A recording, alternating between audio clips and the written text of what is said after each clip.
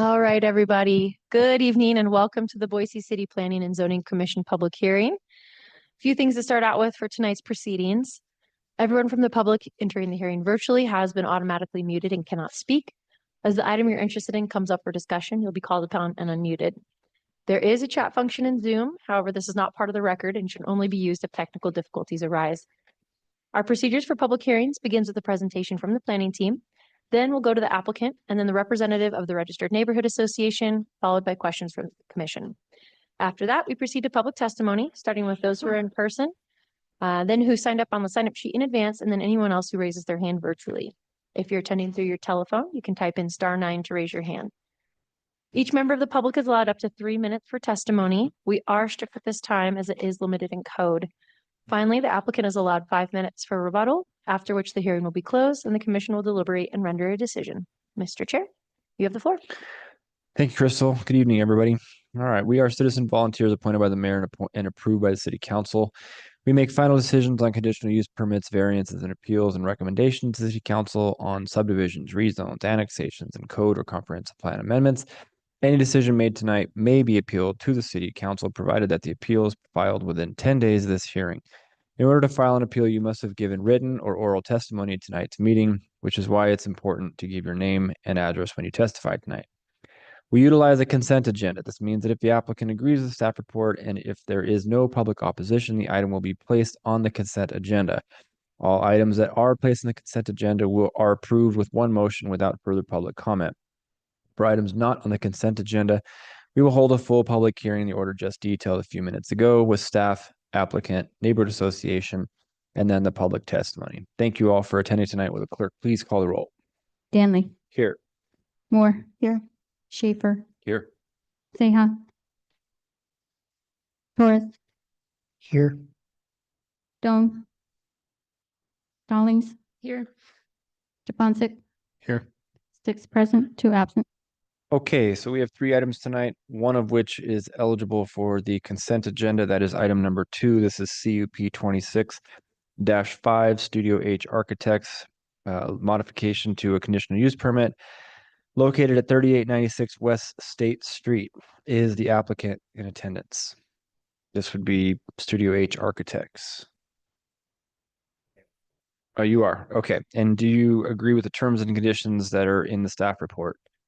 All right. Let the record reflect that the applicant is in attendance and does agree with the terms and conditions of the staff report. Is there anybody in the session or in the chambers or online who wishes to testify in opposition to item number 2, CUP 26-5? See nobody in chambers and nobody who's raised their hand online. All right, we'll go ahead and place item number 2 on the consent agenda. And that concludes the creation of the consent agenda. Can I get a motion to approve?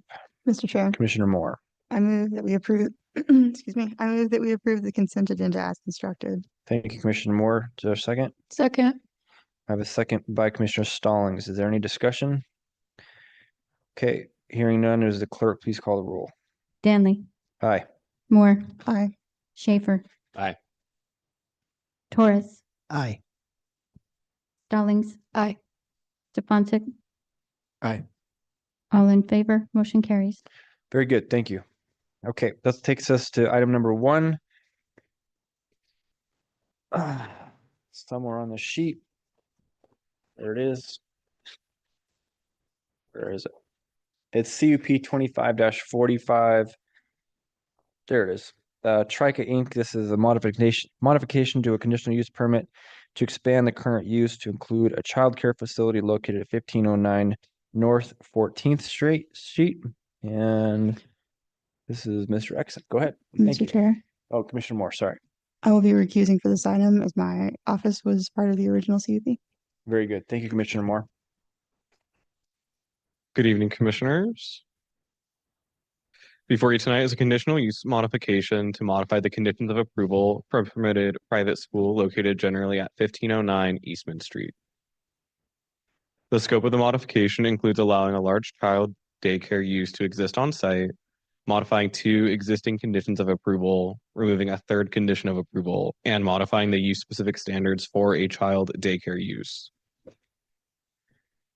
The Idaho Department of Health and Welfare requires the site to maintain a childcare license based off of how it operates and recently passed legislation. As such, the request is mostly to align with state requirements, the function of the site, and Boise City entitlements. Furthermore, the site is located near Hyde Park with a variety of transportation options. The conditions to be modified include conditions 6 and 9. They need to be modified to allow for the daycare use to occur. The highlighted portions are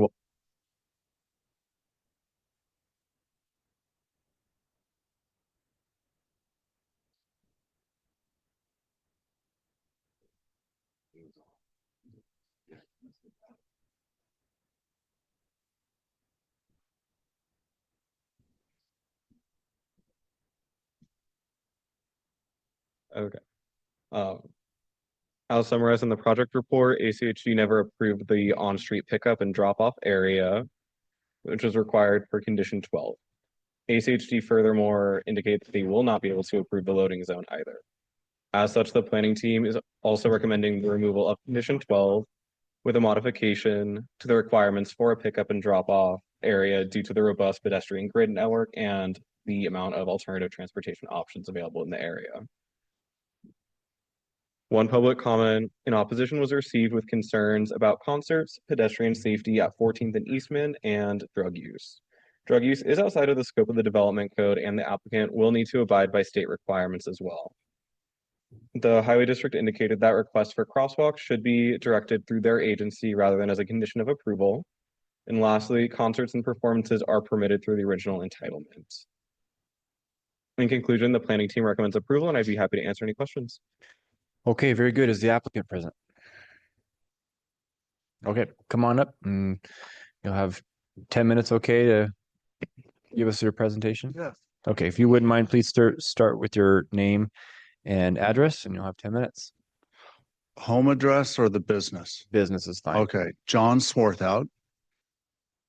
1406 Eastman and 1509 14th Street. And do you want me to just answer any questions, or I concur with Doug and the staff's approval of this? Okay, so you have 10 minutes to tell us whatever you want Oh, okay. about the application, and if there are, I mean, my advice to you would be if there's concerns that have been raised that you anticipate, you might Okay. want to address those now. We will have questions for you, but it'd be better for you to Okay. address them before we ask them. In short, I concur with the decisions made by staff and the review.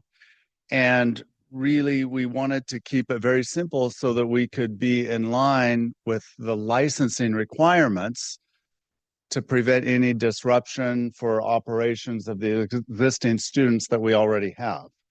And so that really is the nature of this CUP modification.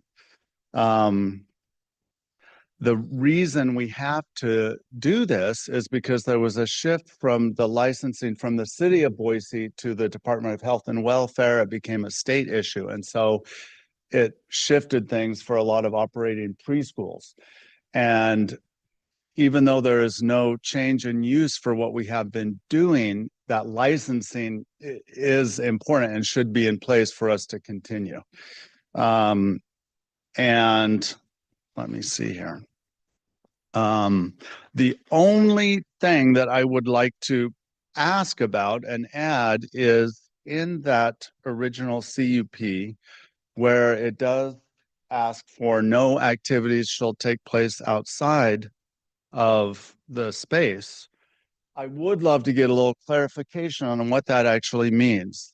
Does that mean we cannot take the students over to Goodies and go behind and see how they make the ice cream as a walking field trip? Does that mean that when the fire engine pulls up outside of the building and we bring the kids out in small groups, they can't have a, engagement with the fire truck? To me, I would love to have that just X'd altogether.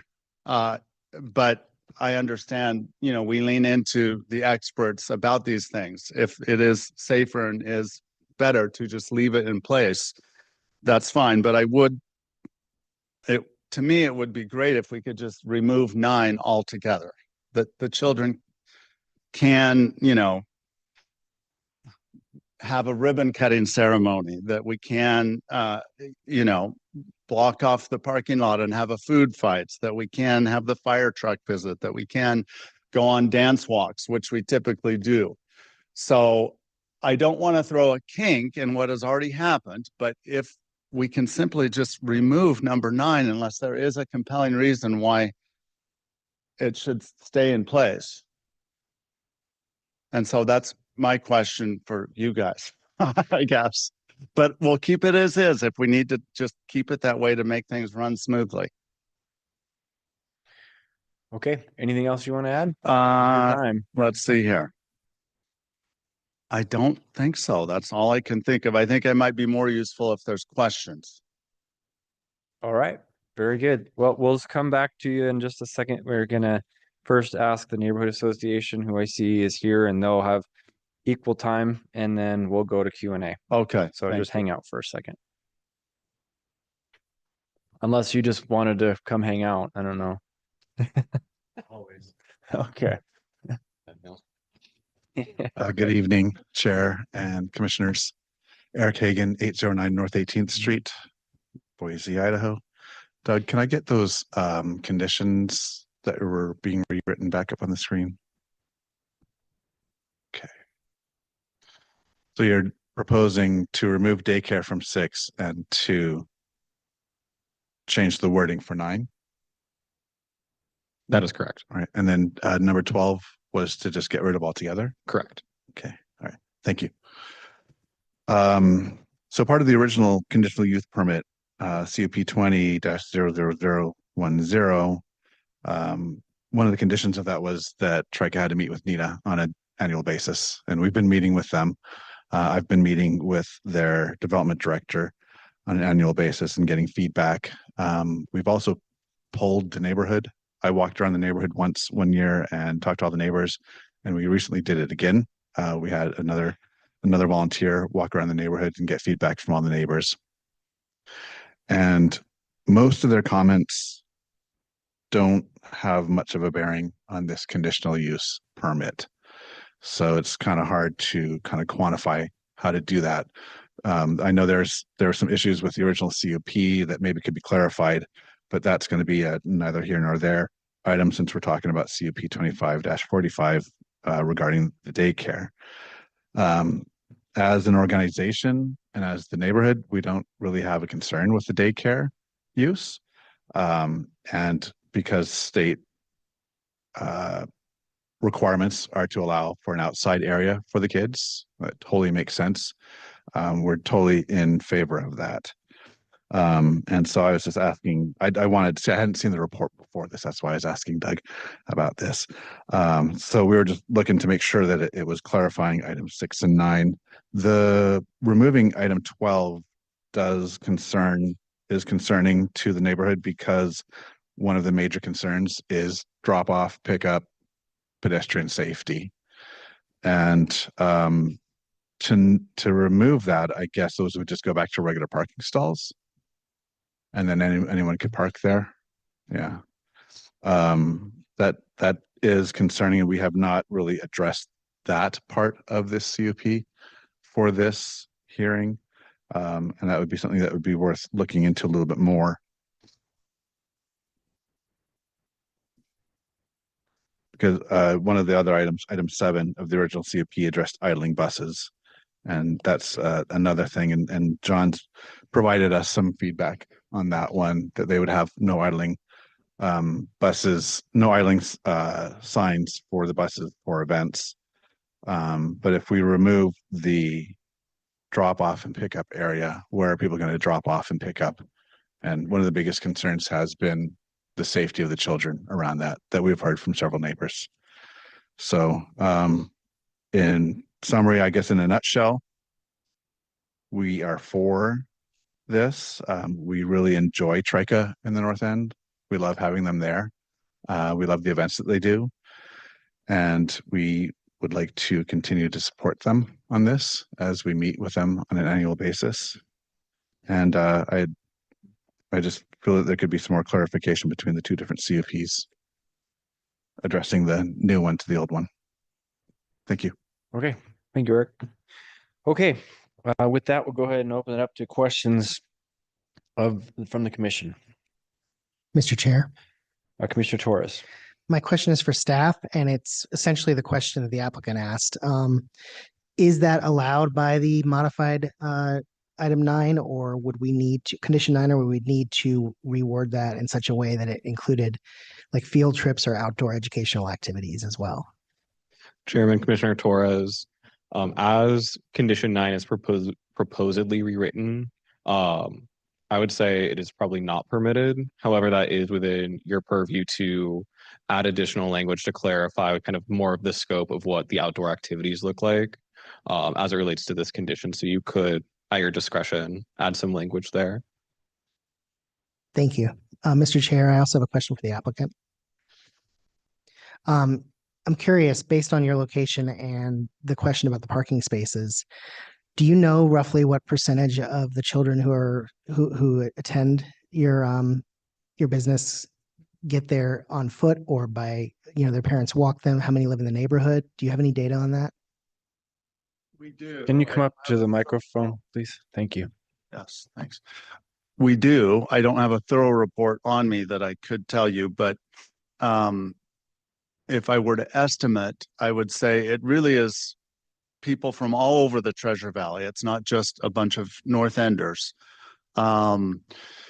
We probably have about, I'd say, 4 people that walk in the preschool of the arts on a regular basis or ride their bikes, because we see the bikes in the bike parking lot. The rest of them are all in this drop-off pickup area, which I wish we didn't have to remove it. I really wish we didn't. In fact, when I give preschool tours, I give credit to the city of Boise because I said they had great foresight, more so than we even had, by making this block drop off. But it sounds like the reason that has to be removed is because ACHD just sort of trumps that decision, is what my understanding is. And so unfortunately, I think we have, because of their take on that, we have to do that. I wish we didn't. I feel like it has served the community, the neighborhood, our families well with safety and a good process in place. But I realize that might be something beyond our control. Thank you. Okay, further questions? Chair. Commissioner Stefancic. Yeah, this is maybe for staff or applicant too. So number 9. So can you tell me a little more about the background of why we would want to prohibit children from walking from the site for public performances? Chairman, Commissioner Stefancic, I do believe the spirit behind condition 9 when Trico first received their entitlement was to really mitigate a lot of the impacts on the neighborhood. I know there was a lot of concern, and the public record for that hearing is very robust. So I do believe that's kind of the spirit of it, and I think there was just some extra language to just kind of clarify, given the fact that Trico will be having outdoor performance, or not outdoor performances. They'll have public performances, so they just didn't want it to be a weird loophole. It's my understanding. Okay, so as long as it's not a public performance, so if they're going to Goodies and getting ice cream or seeing that is acceptable? Commissioner Stefancic, I think as condition 9 is currently written, it could be questionable. As I mentioned to Commissioner Torres, that's within your purview to add extra language to this condition if you'd like to clarify that and clarify the scope more. Okay. Mr. Chair. Mr. Stallings. Question about how often are these field trips? Let's call them like, the Goldies, or maybe, I Mhm. don't know if we call the fire truck exploration a field trip, but if just to lump all those together, what's our cadence that we're talking So about? the firefighters come annually and park outside, and the children come outside and they give a display with the fire truck. And so that's annually, as well as the walking field trip over to Goodies is also something we do annually. We often, with the summer camps, as they're putting together a dance, rather than just have them all inside. And this was something even before our building, when we would rent the Mennonite church on 12th and Eastman, we would go on dance walks to get them outside. And on each corner, we'd just teach a new dance step. And then we'd walk down and visit along the way and look at plants. And on the next corner, we'd teach another dance step with a group of maybe 12 to 15 students and 3 teachers. And it was just something that we did probably daily in the summer. And so it is something that, yes, we would love to, get children outside, and it's a walkable, livable neighborhood. I mean, the city of Boise coins that phrase on exactly where we're at. And so we do feel a little bit like strapped with this, that we can't walk and live. And walk over to the flower shop is another one we like to do. And, it's like a walking field trip. We've gone over to Casa Mexico and had, when we were studying about Cinco de Mayo and learning the salsa and the merengue, and then we go over and have a meal in the basement at Casa Mexico there. So things like that, to me, it just seems a little onerous. I will tell you that, when we first started this project, it was actually back in 2007.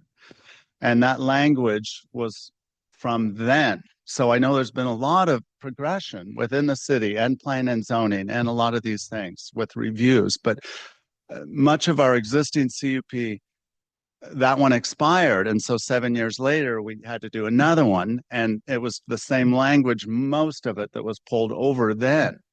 And so, and that's even what you see now. So I do know it is over 14 years old, and a lot of those people are no longer even here. And with plan and zoning, they could really speak to why that was even in there. But I was a little puzzled by it at the first as well. But again, we lean into,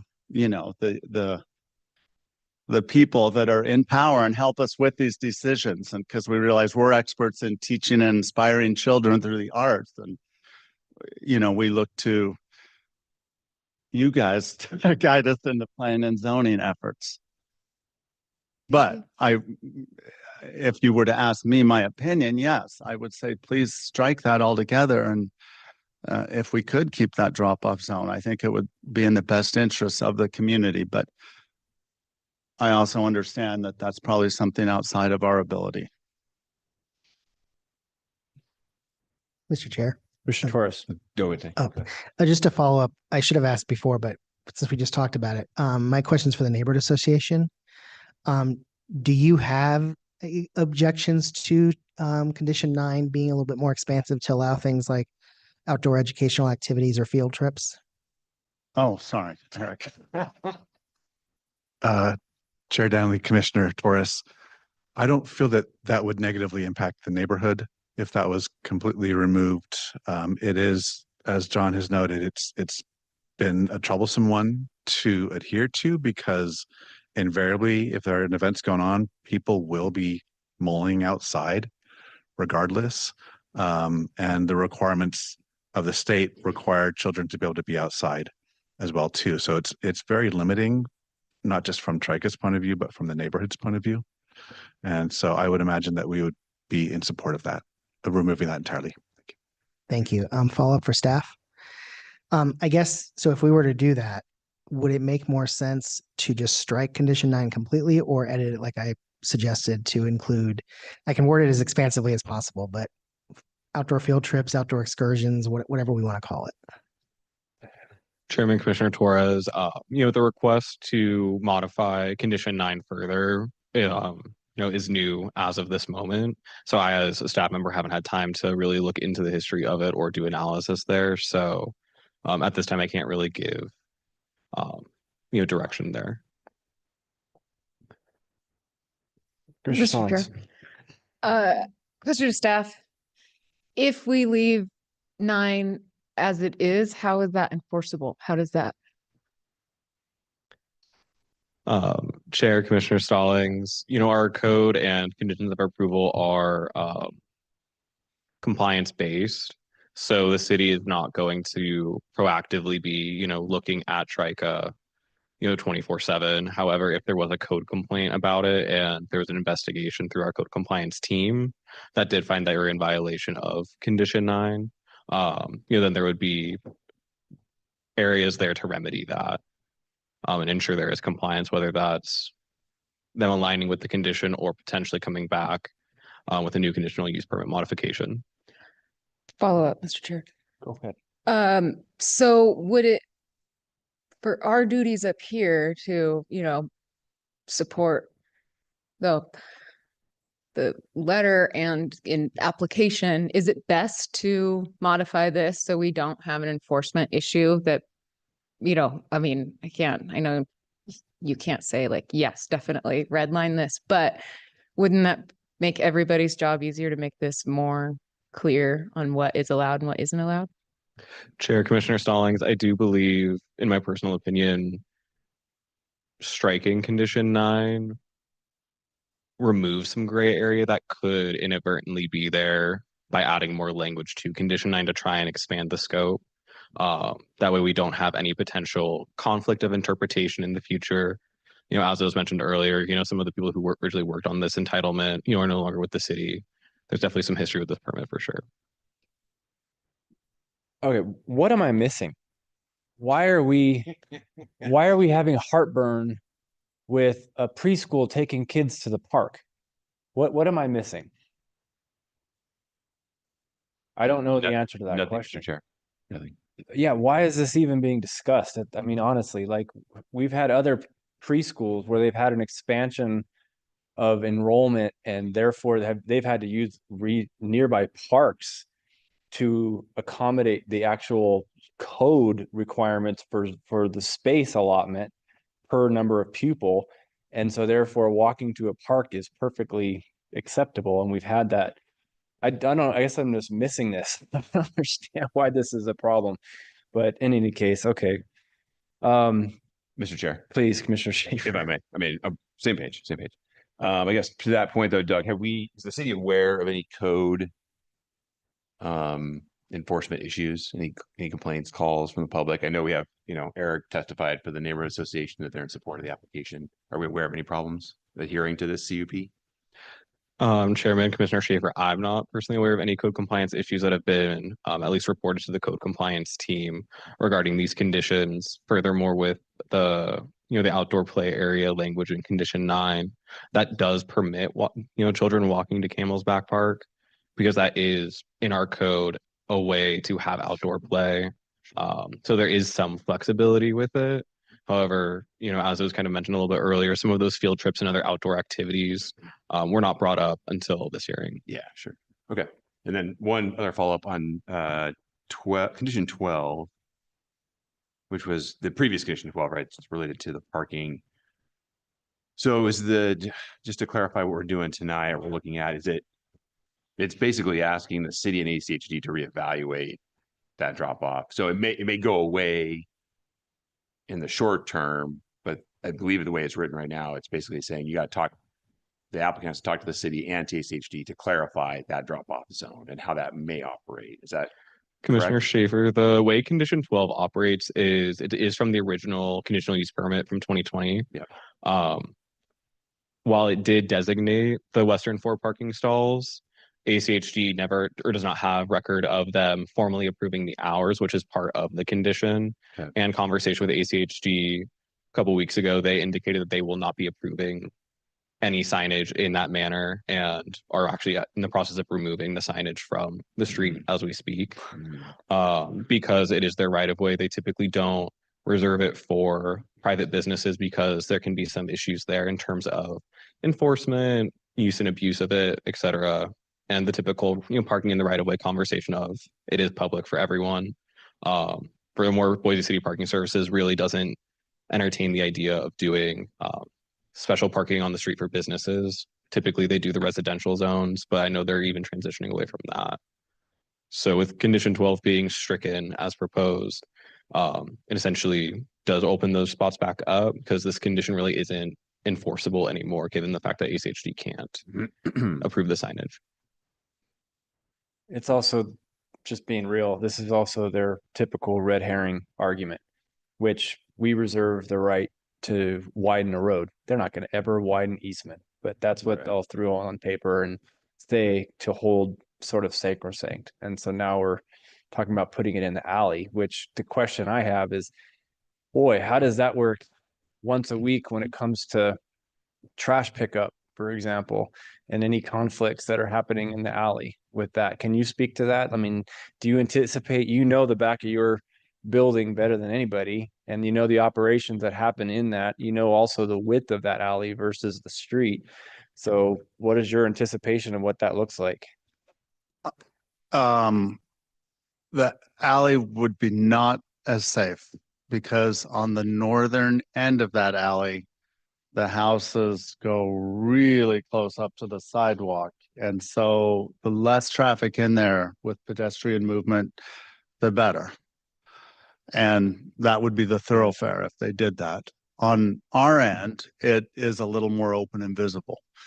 What I anticipate happening, if that is removed, is people would just use the street parking as find a spot, come in, drop their children off, walk back to their car and leave. I don't anticipate them using the alley. Chair, if I may also clarify, with the modification that is before us tonight, there is no proposal to utilize that alley as a drop-off zone. As the applicant stated, kind of the intent with removing the requirement for a designated pickup and drop-off area is the fact that there is ample on-street parking throughout the entire neighborhood. A lot of safe pedestrian routes. There's bus systems, bikeways, a lot of different ways to get to the site. And that's further evidence in the original conditional use permit with the traffic study and parking reduction they did there. And I do concur with that. But it is a little unfortunate because that drop-off area did serve us well. What are your hours when you typically have your drop off and pick up? What is that total evolution? There's different programs at Trika. The preschool of the arts is 8:30 to 1 o'clock. So that's a drop off and pickup window there between 8:30 and 9. And then around 12:45 and 1:15. And then there's another one that hits about 5:30 when the after school program ends. And they aren't dropped off. We walk over to Washington and Longfellow, walk them over, but then the parents pick up between 5 and 5:30 is the other window. The summer programs are 9 to 5, so a little bit later. But those are the ones that are all drop off and pick up. And remind me, what's your enrollment right now? Or what's it? For the preschool of the arts, we have about 48. For the Capture the Castle after school program, I think we have right around 40. Okay. Thank you. Mhm. Any other questions to the commission?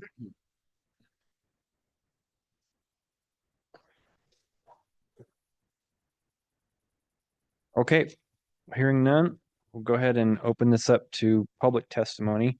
Thank you very much. I have one person signed up on the sign up sheet, but if anybody else wishes to testify, we'll give you that chance momentarily.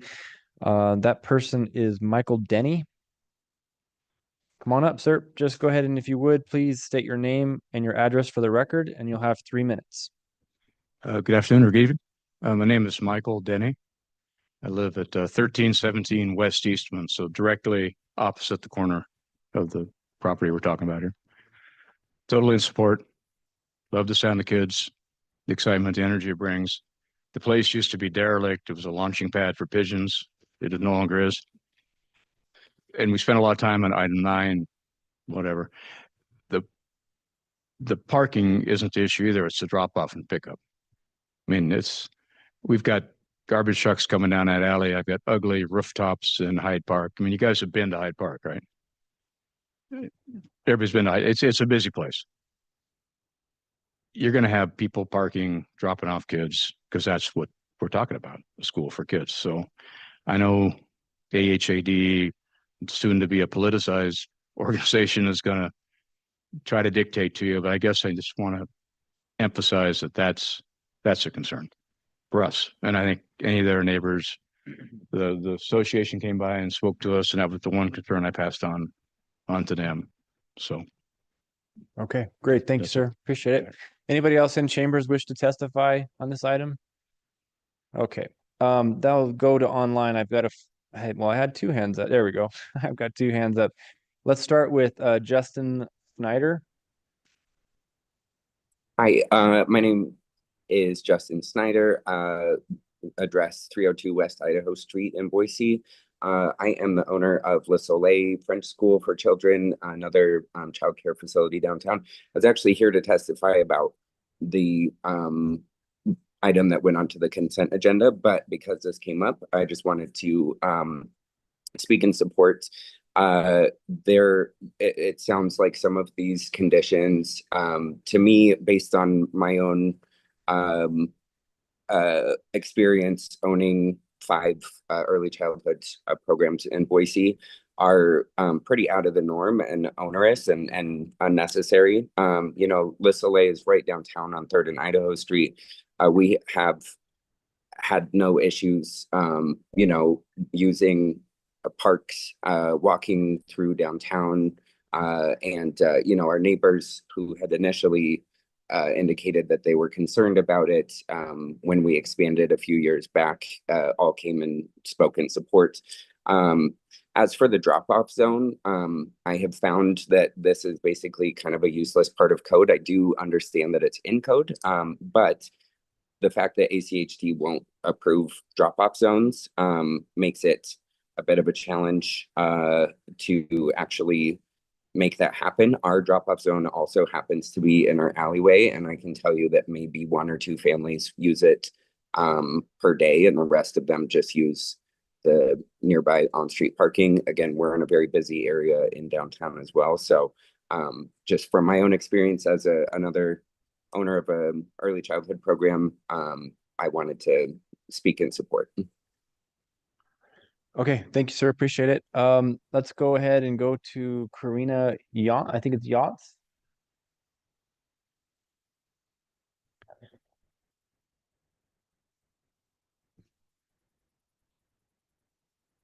There we go.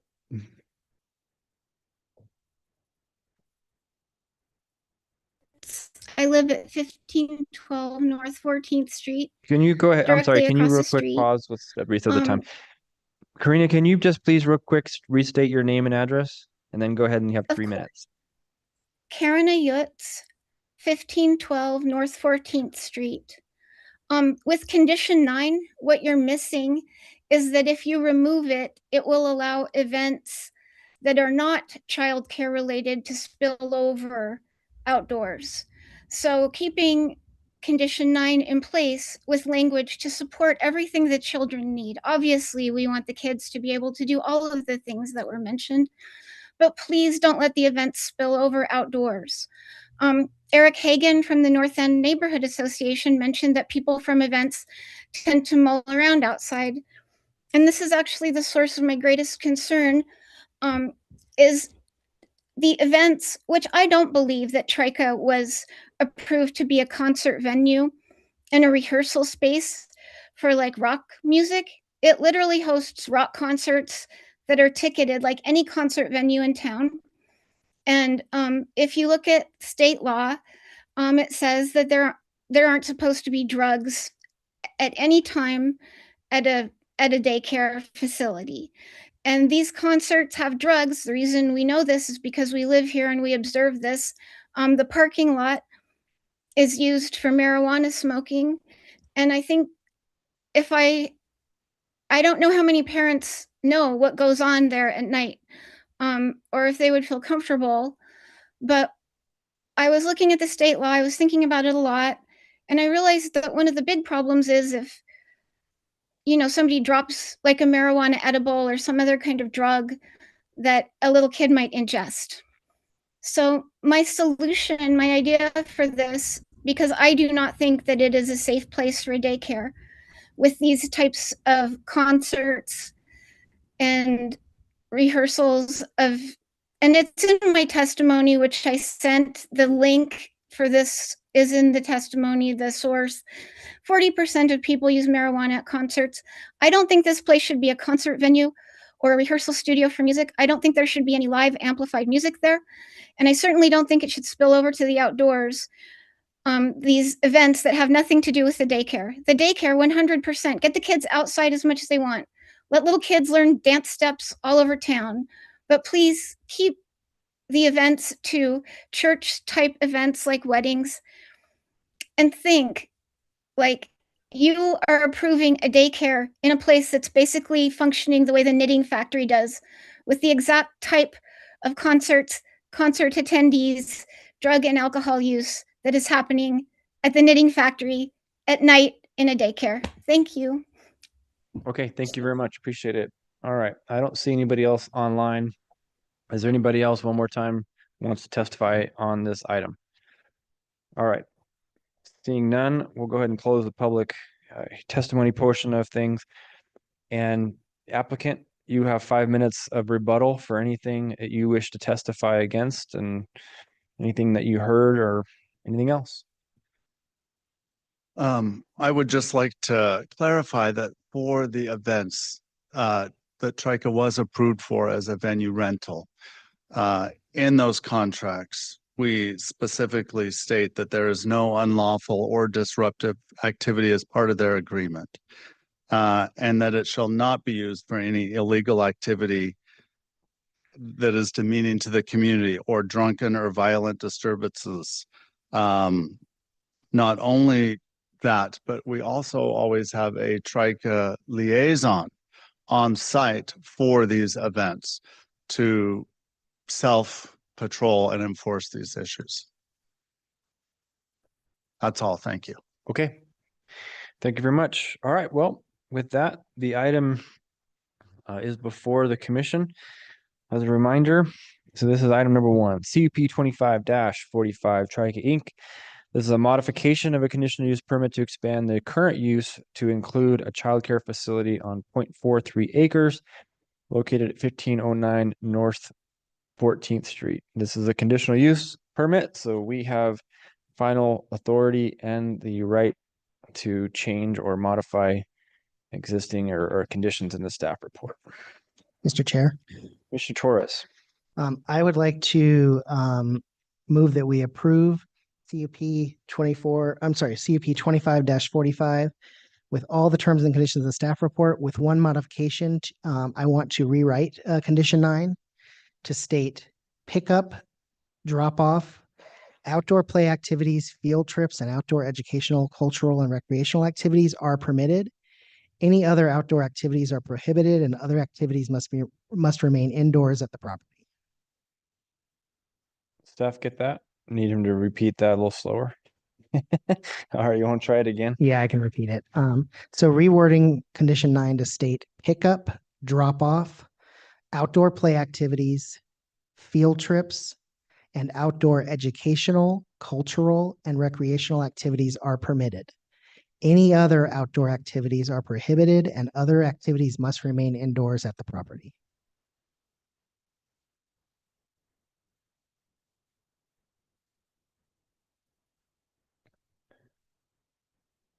Got it?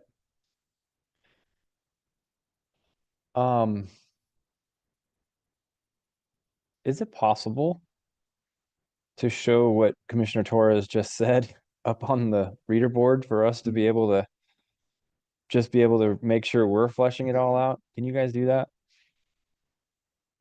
While we're doing that, appreciate it. All right, we've got a motion by Commissioner Torres to approve CUP 25-45 with the modification to rewrite item number 9 or condition number 9 that discusses pickup and drop off activities, outdoor play, field trips, cultural events, and so forth. Perfect. Is there a second? Second. Okay, very good. I have a second by Commissioner Stefancic. Is there discussion? Mr. Chair, Commissioner Torres. I think based on the feedback we've gotten here tonight, the condition as originally written was too strict, too binding, outlawing activities that just, for lack of a better word, common sense, you'd want a daycare to be able to do, especially in a community that values outdoor space, education, and providing, cultural opportunities to our children. So I want to word it in a way that allows for the uses that were discussed in the feedback we received, but also not make it so open-ended that it becomes an issue for the neighborhood. Okay, very good. Any further discussion? Mr. Chair, before you all vote, does that look like what you're aiming for? How's that looking, Commissioner Torres?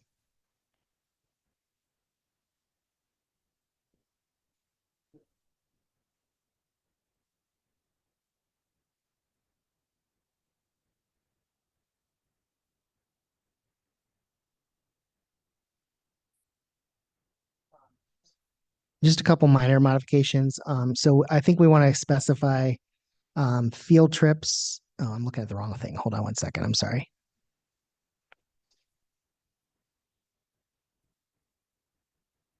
I think that's fine.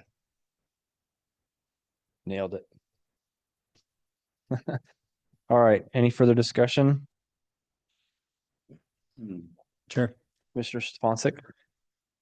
Yeah, I'm in support of this. I think unfortunately the story of how it came to be and it left seemed to be misaligned even when we heard from other folks in the public about this. So I think this makes sense 100%. And thank you, Commissioner Torres, for putting the language to it and opening this up so that these educational spaces can be utilized in the neighborhood. I don't see why we'd want to limit that. And I will note the number 12 is unfortunate and how that works out. And I hope that there's an opportunity to appeal that through ACHD so that pickup and drop off can occur in a safe manner for all those in that area. Thanks. Mr. Chair, sorry to jump in again. Looking it over again, I do think we want to include not just cultural activities, but educational, cultural, and recreational activities.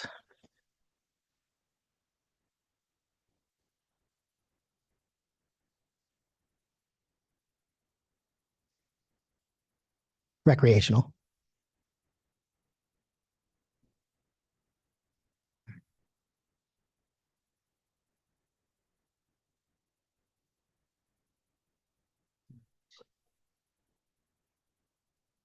Mr. Chair, Commissioner Stone? do we need Commissioner Stefancic to re-second that? That's not what my real question was, but I just wanted to know. Well, I'm assuming you agreed with the original motion since it was stated beforehand. Yeah, I have. Okay. I will be in support of this motion. I think that I love seeing this in our, urban centers, and I think the concerts and performances, as noted in the staff report, they're already allowed in the original entitlement. So, the noise and some of those observations from the neighborhood, like it's not something we have purview about. And then to second what Commissioner Stefancic said, I wish we had more say on the drop-off area. It's just not in our purview, and I do wish you luck on that. I think that's for the safety of the kids, but just not something we're able to have judgment on. Anything to add, Mr. Schaefer? Yeah, Mr. Chair. Excuse me, sorry. This is one of those where it's like, I'm going to support the motion, but I would actually be in favor of striking condition number 9 altogether. Because I can't believe we're in a world where we have to clarify that you can walk the kids from the daycare to Goodies or the fire station or wherever you want to walk them, right? So, and I was here in 2026, and we were under a lot of scrutiny, with this original CUP. So some things probably got slipped in there. We were being really thorough and careful, and probably overreached a little bit. And I feel like this is, an overreach as well. But I'll support the motion. So it's kind of one of those strange situations that we find ourselves in from time to time up here on the dais. Yeah, and I understand the concerns too about drop off and traffic. But quite honestly, like, I don't want to live in a world where we have to build 60 parking stalls for drop off that gets used 20 minutes a day. You know what I'm saying? So I get the concern. Drop off at schools is an issue at every school in the city. I've been up here for a long time, and we've heard it time and again, right? But that's just the way the world operates, to some degree. It's unfortunate.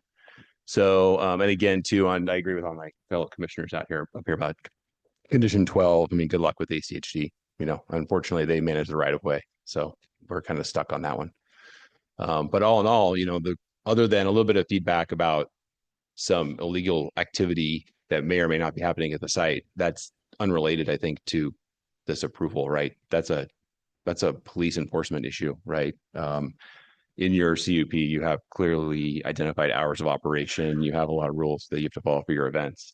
And if things are happening outside of those hours that are illegal, or if things are happening that are illegal during those hours, then that's a police enforcement issue, in my opinion. It's not a CUP issue. So if there are illegal activities happening on the site, then call the police. That's kind of where I sit on that topic. So again, I'm going to support the motion, but I would be in favor of striking condition 9 altogether. All right. Thank you, Commissioner Schaefer. I'll be in support of the motion. I know that for first and foremost, we have a conditional use permit, and we have 4 specific requirements that we have to satisfy. And I think the application and the staff report has demonstrated, to my satisfaction anyway, that all 4 have been satisfied. Interestingly enough, we do have more authority on the roads than we ever use. There's documented case law in the state that give the city of Boise, more authority over land use decisions with respect to our street than we use. But it becomes a legal question that I don't want to be the one to put our city into a situation like that. But needless to say, this is exactly one of the things that we could do, believe it or not, and grant the on-street parking. We have that backing because of a case that was heard about 15, 20 years ago. That being said, I think we would be upsetting the apple cart in a pretty significant way. Wouldn't mind doing it, but nevertheless, it is a sticky one, and I don't like it.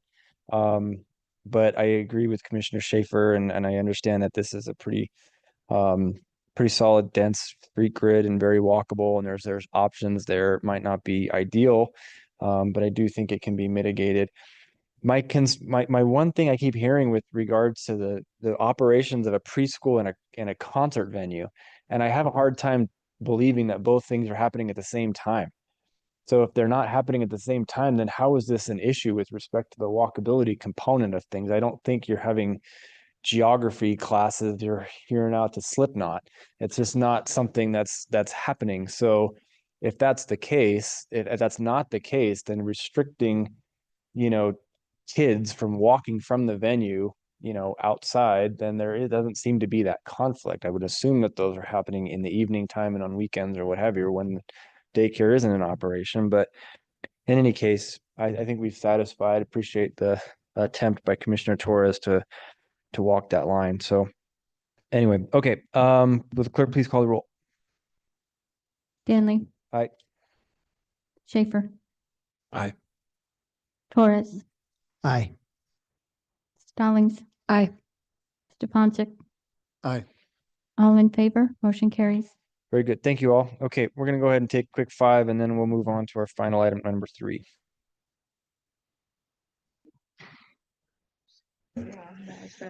Good. Okay. Okay, let's go ahead and move on to our last item, item number 3. This is CVA 25-42 and CUP 25-50 and sub 25-60. This is ADP Architects, the conditional use permit to deviate from the use specific townhome standards and a variance request to deviate from the buffers along an arterial and collector street standards. And then the preliminary plat for a mixed-use subdivision comprised of 6 buildable and 1 common lot, all located at 3113 West Overland Road. Mr. Moser. Thank you, Mr. Chair, members of the commission. The applicant requests a conditional use permit to deviate from the use-specific standards and a variance to deviate from the subdivision buffers along arterial and collector street standards on 0.43 acres in an MX2 zone located at 3113 West Overland Road. A preliminary plat for a mixed-use subdivision comprised of 6 buildable, 1 common lot is included. The subject property contains an office building located at the corner of Hervey Street and Overland Road. The adjacent properties abutting Overland Road are primarily comprised of office and retail uses, and to the south of the subject property is an established residential neighborhood. There is an unimproved alley abutting the site along the east side of the property. The applicant is proposing not to use the alleyway due to existing infrastructure within that alley. Overland Road adjacent to the site is identified as an existing level 1 bikeway within the ACHG roadways bikeway master plan. And there is a bus route number 29 adjacent to the site, and there's a bus stop located about 450 feet to the east along Overland Road. This slide shows the site plan in the project layout. The applicant proposes to maintain the existing office building and construct 5 3-story townhomes along the east side of the property. The townhouse adjacent to Overland Road will have its front door oriented towards the street, and the other townhouse dwelling units will front onto a service drive. The project includes street improvements along Hervey Street and Overland Road. These street improvements include constructing an 8-foot wide landscape buffer and a 10-foot wide detached sidewalk along Overland, and an 8-foot wide landscape buffer and a 5-foot wide detached sidewalk along Hervey Street. And as noted, the applicant is requesting a conditional use permit to deviate from the use-specific standards by not orienting the townhouses towards the street frontage or open spaces. 4 of the townhouses are oriented towards the service drive, and the townhouses do not provide a deciduous tree in front of the units as required by code. In addition, the applicant is requesting a variance to maintain only a 16-foot wide landscape easement along Overland Road instead of the required 30-foot landscape easement in front of these single-family homes. The highlighted area in green on this slide shows the required 30-foot wide landscape easement as by code. This slide shows the landscape plan for the project, and the planning team does not support the requested deviations from the use-specific standards. The use-specific standards that the applicant is requesting to deviate from are intended to enhance the street and front appearance of the project and the livability of the townhouses. Directly fronting the townhouses onto the service drive does not achieve these intended goals and is not consistent with the comprehensive plan. The subject property is not suited to accommodate the proposed townhouse since the project or design orients the front of the 4 townhouses towards the service drive and does not comply with the required design standards. In addition, the project design does not provide a safe, convenient, or efficient network that minimizes conflicts between pedestrians and vehicles because the required pedestrian pathway for the site crosses the entrances of the garages and encroaches into the 20-foot wide service drive, which creates conflicts. This is due to the project design that fronts the townhouses onto the service drive. The requested deviations from these use-specific standards could be resolved if the applicant selected a different residential product type other than single-family townhomes. The applicant is also requesting a variance to reduce the width of the required 30-foot wide landscape easement between the single-family homes and Overland Road. The planning team does not support the requested variance.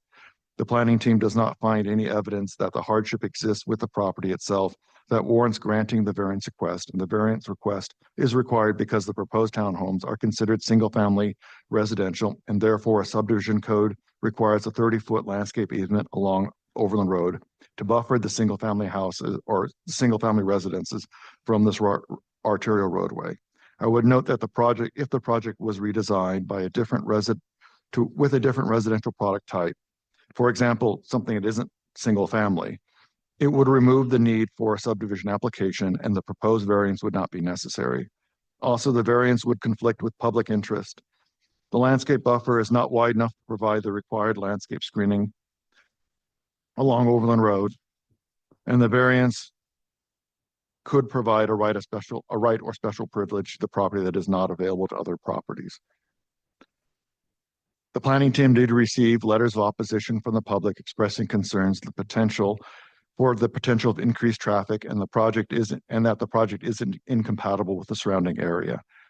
However, the planning team does not necessarily share the same concerns with the neighbors in terms of compatibility with density. The planning team is concerned with the requested deviations from the use-specific standards and the impact these requested deviations and variants will have on the project's livability. In summary, the planning team recommends denial of the conditional use, the variance, and the subdivision. Thank you. Okay, thank you, Mr. Moser. Is the applicant present? All right, 10 minutes, okay? Yeah. All right. Just a reminder, name and address for the record, and we'll let her rip. Derek Kerner, 9175 West Black Eagle Drive, design engineer. Mr. Chair, Commissioners, thanks for having us tonight. And then David, if you would be so kind as to pull, oh, you got it. Yeah. You got it. And there is a clicker there for you. Oh, thank you. Nice. Okay. I got a few slides, short presentation. I wanted to start with the executive summary. We've got 2 written testimony in opposition from neighbors. We got to digest those and read them in detail. Looks like one of those individuals wasn't able to be at the neighborhood meeting. One of them was at the neighborhood meeting, but a good testimony and well written. What the neighbors want is the least amount of density possible. Outside of the Overland Road corridor, which is a mixed use zone, you're surrounded by the older established single family neighborhood, and they very much want to preserve that view. Staff is concerned mostly with the 30-foot buffer that is required on the single family product. So the use specific single family product that we want brings into the equation the 30-foot buffer from Overland Road.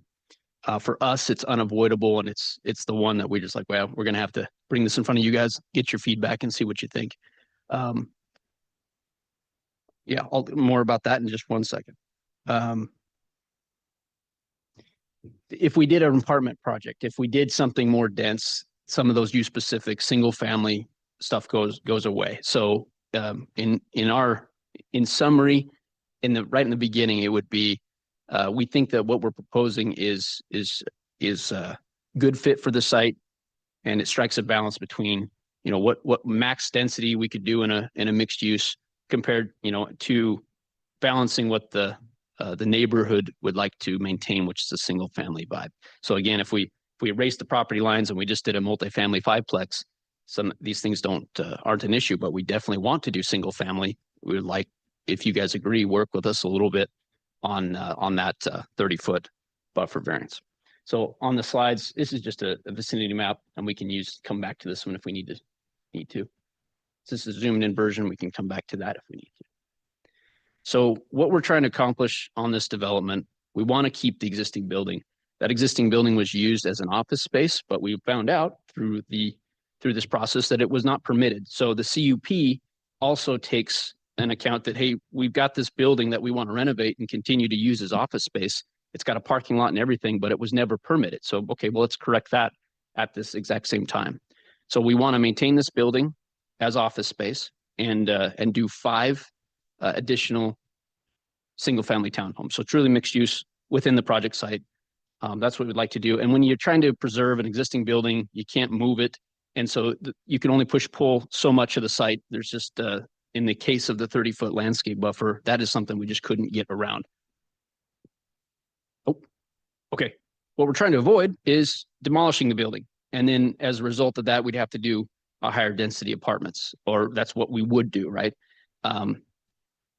Yeah, if you had a blank slate, you could accomplish quite a bit with this 0.43 acres, but we're trying to preserve that building, renovate it, continue to use it as a office space, and then get 5 single family, which again, we say that the single family is a better use for this area, for the neighbors, compared to max density.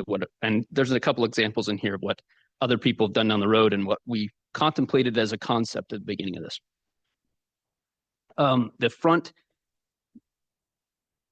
The next 2 slides are just zooming in on the site imposed on a Google imagery. This is the landscape plan. So we did beef up the landscaping quite a bit. This is an attempt to mitigate for the single family use variance. What we've got from property line is 16,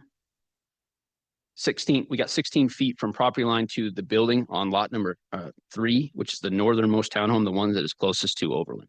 We've got 22.5 feet from back of curb. So we are not coming in front of you with a variance for sidewalk. We know how you guys feel about sidewalk. We got to do it. Nobody else has a detached 10-foot sidewalk along here, but we've got it in here. We've got a 10-foot planter strip, a 10-foot detached sidewalk along Overland, and that first townhome is 2.5 feet behind that. So that's what we're asking for the variance for. That unit would just go away, and it doesn't work for us. So in order to comply with that single family, again, if it was you raise the property lines and it's 1 5-plex multifamily, that requirement goes away. But we want to do single family. I think it's better for everybody. But we got the 5-foot detached sidewalk and an 8-foot planter on Harvey Street. The drive aisle. So let me read my notes here. Building 2.5 feet behind the detached sidewalk. We're 10 foot off of the southern property line.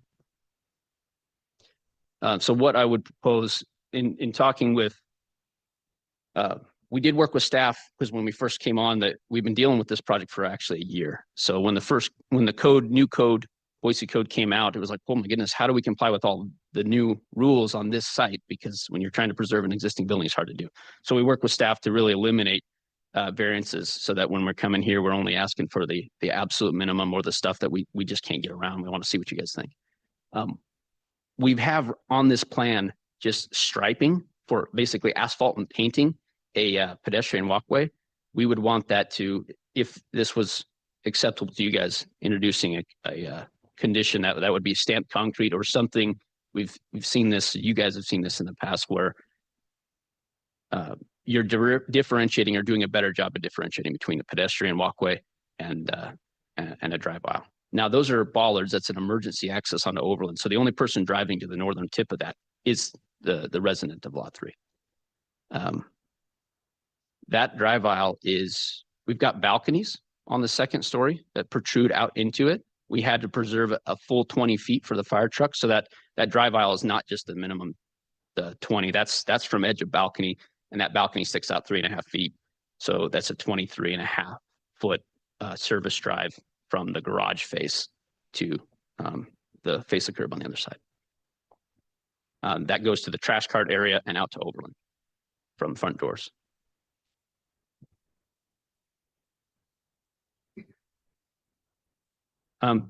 If you go half a mile to the west, when we first started looking at the project, we're like, well, let's see what other people did, other developers. This was an apartment building on the north side of Overland, half a mile to the west. It's on a 14-unit apartment building at the corner of Overland and Pershing. So we looked at them. What did they do? Well, they kept their 5-foot attached sidewalks. Well, that's out. You can't do that anymore.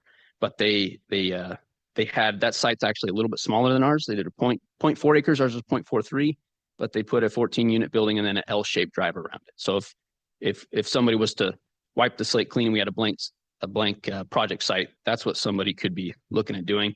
There's a picture of what it is, and they didn't do a lot of landscaping. It's very, very minimal. That building's pretty darn close to Overland Road. Ours would be set back a good distance more than that. And then in the lower right-hand corner is a concept that we toyed with. So if you had a blank slate, what could you do? Well, that was a 4-story apartment complex with a parking garage on the bottom. And so the floor 2, 3, and 4 were living quarters, and we think that was probably like a 16 or a 20-plex. It depends on how much you could. Cool idea, definitely invasive from what the neighbors would like to see happen. So we're definitely wanting your support on a single family product. We can't get away from the 30-foot buffer requirement that is specific to the single family product on Overland. Yep. And I do have the architect, client, and Jay with David Evans as well, in case I missed something. That's all I've got. Okay. Thank you very much. Let's go ahead and give the chance to the neighborhood association, but I don't think they are in attendance. Are you with the Vista Neighborhood Association? No. just, you'll have an opportunity to testify as the general public, don't get me wrong. So just hold tight real quick second. Just want to verify. I've got a Mia Russell with the Vista Neighborhood Association, but not in attendance. So we're going to go ahead and open it up to questions of the applicant and or staff, and then we'll have public testimony momentarily. All right. Any questions? Mr. Chair. Commissioner Moore. Question on the drive aisle. So it's 20 feet from the front of the balconies. What is this? The city would be looking for 5 foot attached and then 5 foot landscape and then the front door, or, you know, the face of the building. Is that correct? Mr. Chair, members of the commission, if you're talking interior to the site along the drive aisle itself, we would want a pedestrian pathway along the, that the pedestrians can use in front of the buildings. That would have to be 5 feet wide. That connects them back to the parking or connects them back to the street. Okay. So, Mr. Chair. Go ahead, Commissioner Moore. So if they stated that their drive aisle is 23.5 feet wide to front of the building, not including the balcony, they're only 1.5 feet short of that 5 foot pedestrian pathway. There would, Mr. Chair, members of the commission, if I'm understanding what the situation, it looks like it'd be a slight encroachment into the drive aisle for the pathway if it were to be 5 feet. Because they would have to be 25 feet from the front of the building to the other side for that pathway to be completely outside of the drive aisle. Okay. So, Mr. Chair, so they just need to they could potentially shorten the width of the building by 1.5 feet and comply with that 5 foot deal. Mr. Chair, members of the commission, if they did that, I think that would interfere with their parking requirement because I think their parking stalls and garages are at the 20 feet. So it would shrink. I think it would be difficult for them to shrink the building. You have to ask them, but. Sure. And applicant, question for you as well. Walked away too soon. Mr. Chair, commissioners, very tight. We've already taken several feet out for the drive aisle itself. We're working with the fire department. We're like, oh man, does it need to be 26 feet wide? It only need to be 20. There's also how close it is to the existing building. And so it's like, well, we want some shrubbery there. We can't have the curb right on the building. So let's just be real about that. And then I've done projects before where you have a 20-foot drive aisle and the walkway is actually delineated inside of that. Because again, it's 20 foot wide for the fire truck in the emergency. It's like, so the people walking can occupy the same 20 feet. In this case, it wasn't quite like that. We have 23.5 feet from the garage door. I think we had actually more than that. It's 24. All right. Sorry, guys. But it's 23.5 feet and we got a 3.5 foot balcony. So it was 20 feet from the edge of the balcony. Got it right. Okay. And Mr. Chair, so the main question, those can't get narrower. Like you can't find that 1.5 feet somewhere in the living space of the garage or somewhere in that inside the floor plan of the. The short answer is no, because I've already gone to the architect several times to say we need another. And it's like at some point you're like, that living room's too small to make this anymore. There's one thing that we could do, like if you embrace what I said of we can move the 5 foot walkway out into the 20 foot drive aisle, paint it, or it wouldn't be painted. I want to actually do a stamped concrete.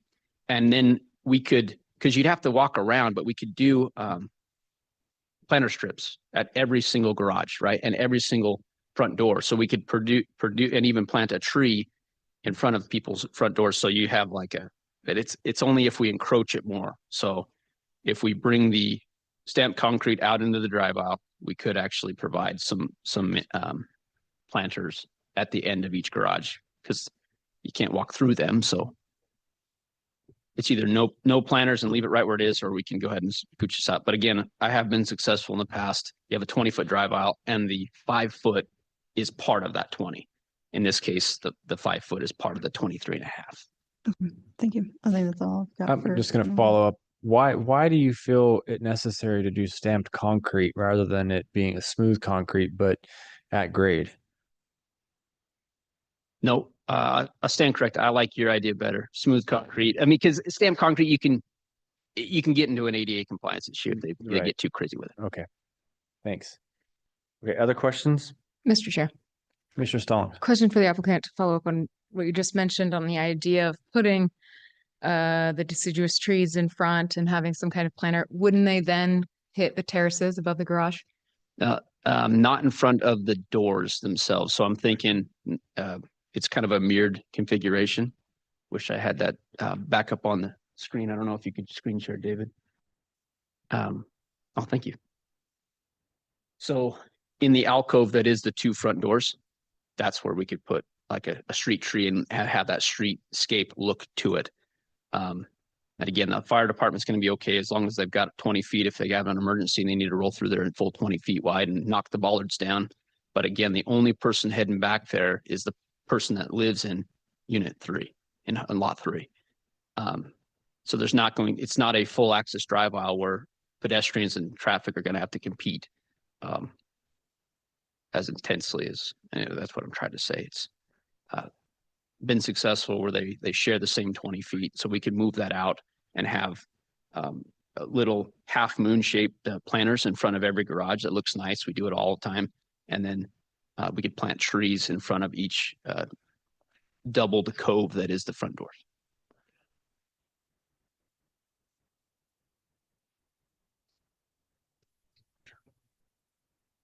I'm not sure Commissioner Stallings has a puzzled look on her face, so if there's a follow-up. I mean, I was just thinking like, how do I move my couch in there if there's a tree there? But that's not for this commission to discuss. So And we are not helping anyway. Garage door. Someone else is taking a couch in there. It may not be you. Who's got to take a couch in there? Futon. Beanbag. All right, other questions? Mr. Chair. Commissioner Schaefer. David, so the city's, just so I understand layout of the world here. So the city is seeing the Overland side as the front setback, correct? Mr. Chair, members of the commission, we're actually seeing Hervey as the front and then Overland would be a street side. And that's why the 30-foot landscape buffer kicks in along a street side abutting an arterial. Okay, that makes more sense. Okay. But the existing structure, same rule applies. The existing structure, it's an office building now, right, is. Mr. Chair, members of the commission, although it would not necessarily apply because the landscape 30-foot required landscape buffer only applies for single family buffering. The existing structure is technically used as an office. Okay. Or was converted at some point in the past to an office. Interesting. Okay. That helps. Appreciate it. And then I guess, Mr. Chair, Ms. Schaefer. to the applicant team, I'll be honest with you, I'm struggling with is there sentimental value in the existing building? Like, why are we trying to save that building? We've already renovated it and we tried to get a permit for the use even while we're going through this process, and it's held up because of this. It's the CUP actually takes care of the unpermitted use. We didn't know. It's like, well, golly, I didn't know that nobody back when they started using it as office space pulled a permit to use it as office space. So it's all the success of we were going to build an ADA ramp for it, everything. Okay. So that all that's been in the works is if that thing is staying. So sentimental, we've already have money invested into the renovation of it. So there's that. And then we do plan with the tenant to have that as a commercial space. And it's held in the balance for this project. So the short answer is just you've already put money into renovating it. Yep. Okay.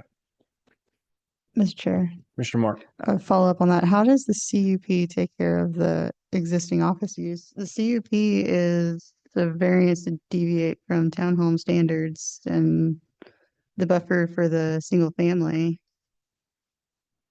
Good point. And I may have to have both of us answer that question because I really thought that the CUP was requested by staff as a way to take care of the non-permitted office use as well as one package. But in your testimony, it sounded like, well, it was another variance. And I would like to know too, because I thought we got it down to just one 30-foot variance.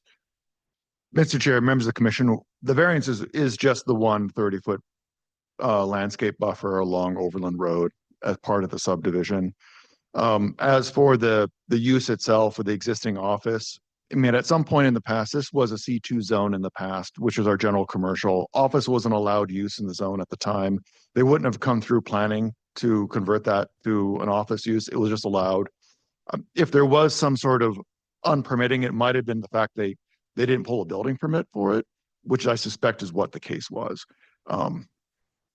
This conditional use wouldn't necessarily, even in the MX2 zone, which is office is still an allowed use. So I think what they need to do is go through the building department and make sure they pull a building permit and bring the building up to current commercial building code standards, because it was probably built as a house. Okay, so That's what I suspect is going on. So, Mr. Chair, Commissioner. it has more to do with the occupancy. They just need a certificate of occupancy for that permit. And to get that, they need to do the building permit and all that good stuff.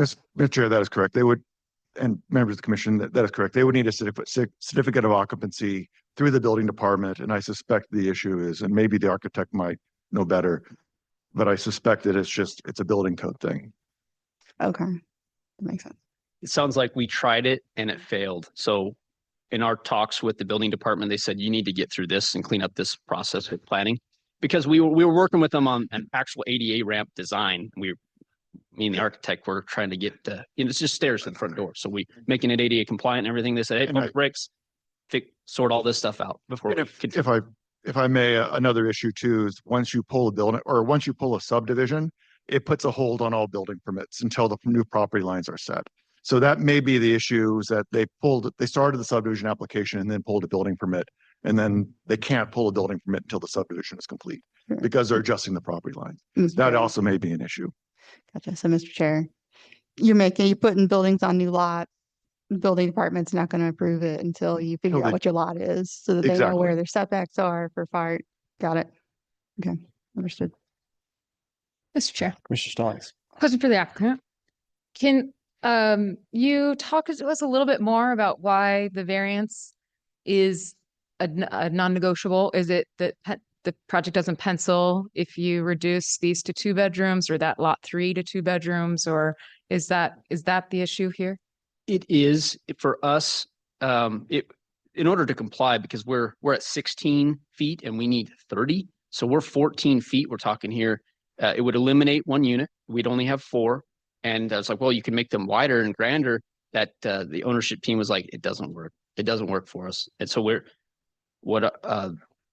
the punchline for me would be, we want to do the single family product. I think it's that balance between what the neighbors are trying to preserve with the feel and not max density. We want to preserve the existing building. I mean, usually that is a win when you're like, hey, let's work with what was there.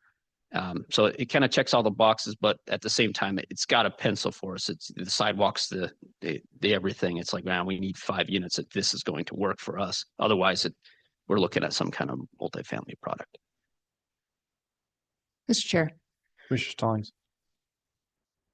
That hardship as defined, question to staff, I suppose, is not something we can rule and take into consideration as an official hardship on the project. Mr. Chair, members of the commission, all variances require a hardship be defined, some physical constraint associated with the site. That is a finding that has to be made in order to prove a variance.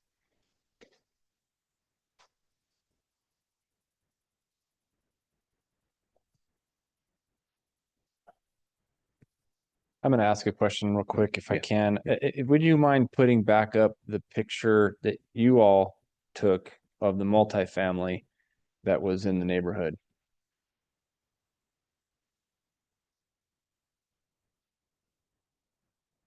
Yeah, that'd be the one. All right, David. So our code shows that because this is a townhome and it's for purchase, the lot that is part of this subdivision is for purchase for a single family.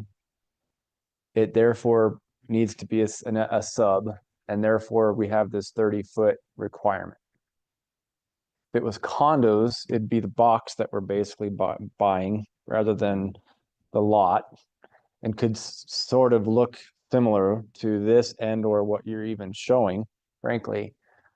And then you have this multifamily which for lease property, but in terms of look, has a very similar feel, look, design, functionality even to what is being proposed. So my question is, what is the thought process behind the 30-foot requirement as it relates to townhomes, when townhomes have a very similar feel and look to even multifamily, and doesn't look very similar to a single family detached, which I suspect a lot of that goes to with the conventional way that, you know, subdivisions are fenced and all of that kind of thing. What's the logic behind it? Mr. Chair, members of the commission. The logic behind that, as far as I can understand what the code requiring and the 30-foot landscape buffer it was in the legacy code too. And it only applies for buffering single family residential uses from arterial collectors. So it's really trying to create a buffer between an owned product, not a rental product, and large busy residential streets to enhance the livability of the unit. That's the only thing I can think of what it's really trying to do. Wow. No. And it's also in a way to protect the private areas in the backyards of those homes. Whereas in a multifamily, it's more of a collective, open space area. But, this has been in the code for a long time. So I was trying to give thought as to why why it's there too. Getting to in be the head of honest. somebody from 1970. Really, Very well could be. Sorry, I was being Like, generous. we get But I mean, and the general, like looking at this, like I can understand the thought of softening that look and not looking at the side of a building, so to speak. I can understand that part of it. The livability piece between multifamily and for ownership, that's a different argument. But in any case, okay. Other questions? That's like a graduate school level seminar class. Where is the If I could, livability? Bigger. I'd just put a cap on that and answer your question more fully. So, Mr. Chair, Commissioners, it's like kind of one of those, please don't take our 5th unit, because if I just erase the property lines, it's a 5-plex and that's okay. But a five unit townhome product, which is what we want, which is what it's more single family, it's more better. Don't take us our 5th unit, because if I just erase the property lines, we're all good. And when I'm gonna have to ask for the variance because it's a single family product. It definitely is more work to ask for single family in the mixed use zone than it would be to do an apartment or something more intensive of the property. Thank you. Mr. Schaefer, I think you were gonna. Yeah, thanks, Mr. Chair. A couple of questions for staff. David, the tree planting in front of the units is a requirement for single family homes, correct? Is that right? Mr. Chair, members of the commission, it's a requirement for townhomes that they have to have a tree in the front of each unit. I guess the idea there was that you provide an open space area, sort of like a large or like a patio landscape grassy area to separate the townhouse and the front door from the sidewalk and the street. Okay. And I just don't know, given this circumstance, if you could get a tree in there and actually provide space for it to flourish, And that was as described. And that was my next question. There's nothing in code that dictates the width or the size of that yard or that planter strip. That is up to that is a bit of a gray area for the design team to propose. Mr. Chair, members of the commission, it is a bit of a gray area, really. I mean, rule of thumb is you generally need about an 8 foot for a class 2 tree, or even a class 1 tree. You need at least 8 feet wide for the root ball to exist, and not for the tree as it goes up, not to basically push into the building itself with a crown as it crowns out, unless you're choosing, unless there's a way to choose a specific species or something that, that might fit into it. But rule of thumb, you need more than a 5 foot landscape buffer to have a tree. Correct. Okay, great. Thank you for that. And then process wise here, because we are in a townhome application, single family, There's no design review, is that right? Mr. Chair, members of the commission, since this is just a townhouse, there is no design review. It would be just a zoning certificate. Zoning certificate, so we are look at the variance, give a recommendation on the sub, go on your way to council and get a building permit. Yeah, on the way to council for the subdivision, you are the final decision on the CUP and the variance. Okay, so no design review. There's no other entitlement stop along the way. Okay, great, thank you. Mr. Chair. Commissioner Moore. So I'm still stuck on this 30 foot. If the buildings were rotated, if Overland was the front setback, what would the setback be? Would it just be 10 feet buffer, 10-foot sidewalk? Mr. Chair, members of the commission, in the MX2 zone, it's I think 0 to 20 for building. Parking might be a little bit different, but we would probably still want some sort of landscape buffer and you know, between the building, unless you're really trying to activate the street. But the setback is, for a front setback, is 0 to 20. Okay, so if this was fronting Overland, it would comply with the setbacks. Or if it was accessing off of Overland, for whatever reason, they couldn't access off of Hervey and Overland was their front setback, they would comply as is. If it was, Mr. Chair, if it was fronting Overland, but they can't take access off of Overland because it's an arterial roadway, so their street frontage or the street access off Hervey. Sure. And then that being said, they would still have to meet all the use specific standards for townhomes regarding the front doors opening up onto an active street or open space, and the tree in the front would still be a requirement. Okay. So that's 0 to 20 foot, 20 feet being the max for Max the living is, yeah, space. 0 Okay. 0 is the min, 20 is the max in the MX2 zone for structure. Okay, thank you. David, I have a procedural question for you that might be curveball. Given that we are the decision body for the conditional use, and that is one of the biggest issues here, it seems, if we were theoretically to approve that, or I guess grant the conditional use permit, then it's the preliminary plat that would move forward to council. But that application to council would be absent this discussion with regard to the conditional use permit. And I know that we made our change in code 6 months ago that gives the council more control over that in the potential for an appeal. But in this instance, I'm trying to think, I don't think that council would even see or hear about the conditional use piece of this moving forward if we were to do that. Is that correct?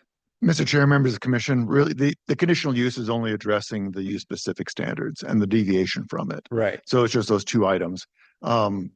So it's really not in their preview per se. They would be looking at the subdivision, all the subdivision code, Right. which also would include the landscape buffer, because that's in the okay. subdivision ordinance, I think that's good. That's right. Okay. or the landscape easement. Mr. Chair. Commissioner But Shaver. that also assumes no one appeals the decision. Well, yeah. Right. You're just saying straight procedure. Yeah, I'm just trying to think of what the dominoes look like. Clarification for everybody. We don't have to go through design. We thought we needed to go through design review. Is it because it's not a PUD? I'm pretty sure. Excuse me, Do you could wanna- you speak do you into the wanna mic, come on up? please? Thank you. Just make sure you're on the record. It's important whether or not we have to go through design review, and there's another. I apologize. My name is Glenn Walker, 1831 East Overland Road in Meridian. And we were early on in discussions with Jeff Lowe, who's a planner. And I really honestly thought that Jeff Lowe was talking about this whole process of what we need to do. And I was pretty sure that he said we'd have to go through design review, but you could correct me if I'm wrong. Mr. Chair, members of the commission, the townhomes do not require design review. Any change to the existing office would require it. Okay. And Mr. Chair, I might just clarify there. It's because this didn't go, the office didn't go through any permitting before, this wouldn't be like any changes. It has to go through design review to be accepted, right? So just the office itself would have to go through design review and not okay, that makes sense. Okay, thank you. Thank you. Commissioner Stefancic. Yeah, I had a question. Let's see there. It's on a somewhat a different topic here. So you had mentioned earlier that it's for the applicant that you read over the feedback from the neighborhood association and you felt like this was the best kind of fit for the neighborhood and using single family homes or townhomes in this area.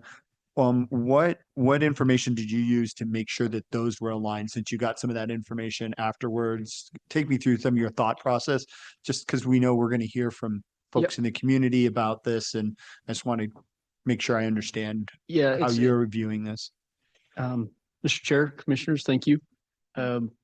It's not in our style to threaten the max density and come to a neighborhood meeting with these maps of what we could do.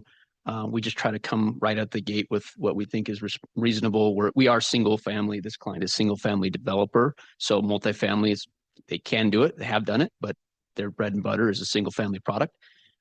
We think it's appropriate right out of the gate of what we're proposing. The neighbors want to preserve what they've got, right? They want the least amount of traffic, the least amount of density.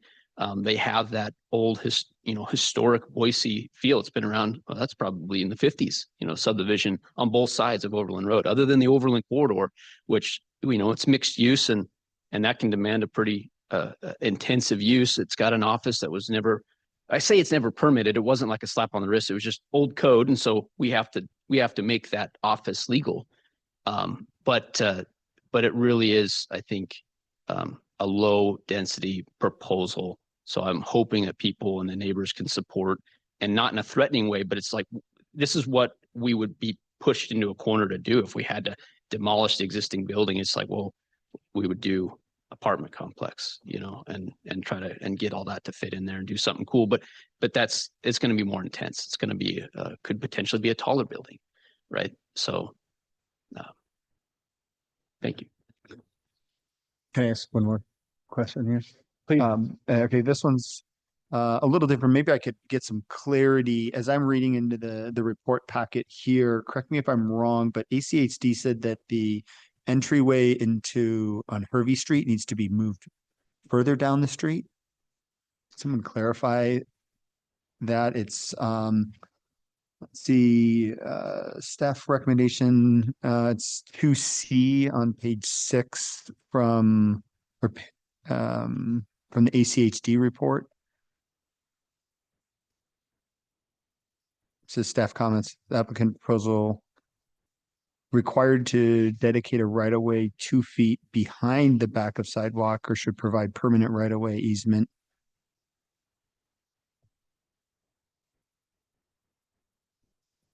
Wait, am I reading the right one? Oh, no, sorry. It's 42C Hervey Street. It's on page 7.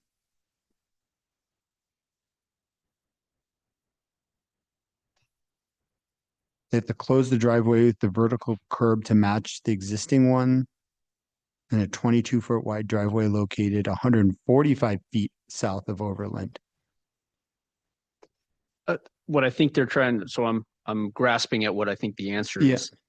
I think that there is an existing curb cut and there's nothing there. It's just in the grass. There's an existing curb cut. So ACHD is saying, hey, you gotta pull that out. You can't just leave that there. Somebody might think it's a permitted approach eventually. So I think there's an old remnants of where a driveway used to be, north of where our current driveway is, and they want that to be removed. A lot of times it's just correcting the record. Sometimes they say so many feet south. It's just, you got to read that, but they're not, in my opinion, they're not asking us to relocate what is currently there. But I believe there is a secondary approach that there's remnants of that they want removed. They want us to put new curb there. Okay, that makes sense. That's what I was looking for. I was like, this didn't make, I was reading through this and I was missing something. I just want to make sure that. I believe that is, Mr. Chair, members of the commission, I believe that's correct. Their conditions talk about closing existing and relocating. on Hervey Street. So, and then they give their distances. So, and it's in the conditions, in their site specific conditions. Okay, they cool. talk And about that, it. aligns with the drawings and everything. I just wanted to, okay. Thank you. Mr. Chair, who just walked away from, I think we're good. Your chair now. I'm chair now. You talk. That's not how I'm reading it. So it says, and this, yeah, I mean, like Commissioner Sponsik said, it's page 7. It's 4.2B. It says the applicant is proposing to close the existing driveway. The applicant is proposing to construct a 22-foot wide paved curb cut type driveway on Hervey Street located 145 feet south of Overland Road. And then the staff's comments are some stuff. And then the applicant's proposal to construct a 22-foot wide driveway located 145 feet south of Overland Road does not meet driveway location. And they're telling you basically you have to move it 5 feet. Move it 5 feet to the 5 feet south. which we did. Gotcha. Cool. Mr. Chair, Mr. Torres.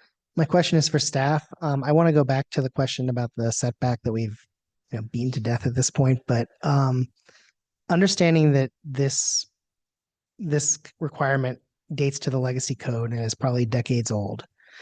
The modern code obviously is trying to encourage more density and infill development in MX2 and denser zones, basically. Is some of the thinking at the city, and I don't know if you can answer this, to encourage more of the density in a spot like this that's along an arterial that, I mean, it's technically not one of the best in class because it's not Vista, Fairview, or State Street, but it would likely be the next one, I would think, in the city. So is it kind of just an intention in the code to encourage that more denser development versus things like townhomes where possible?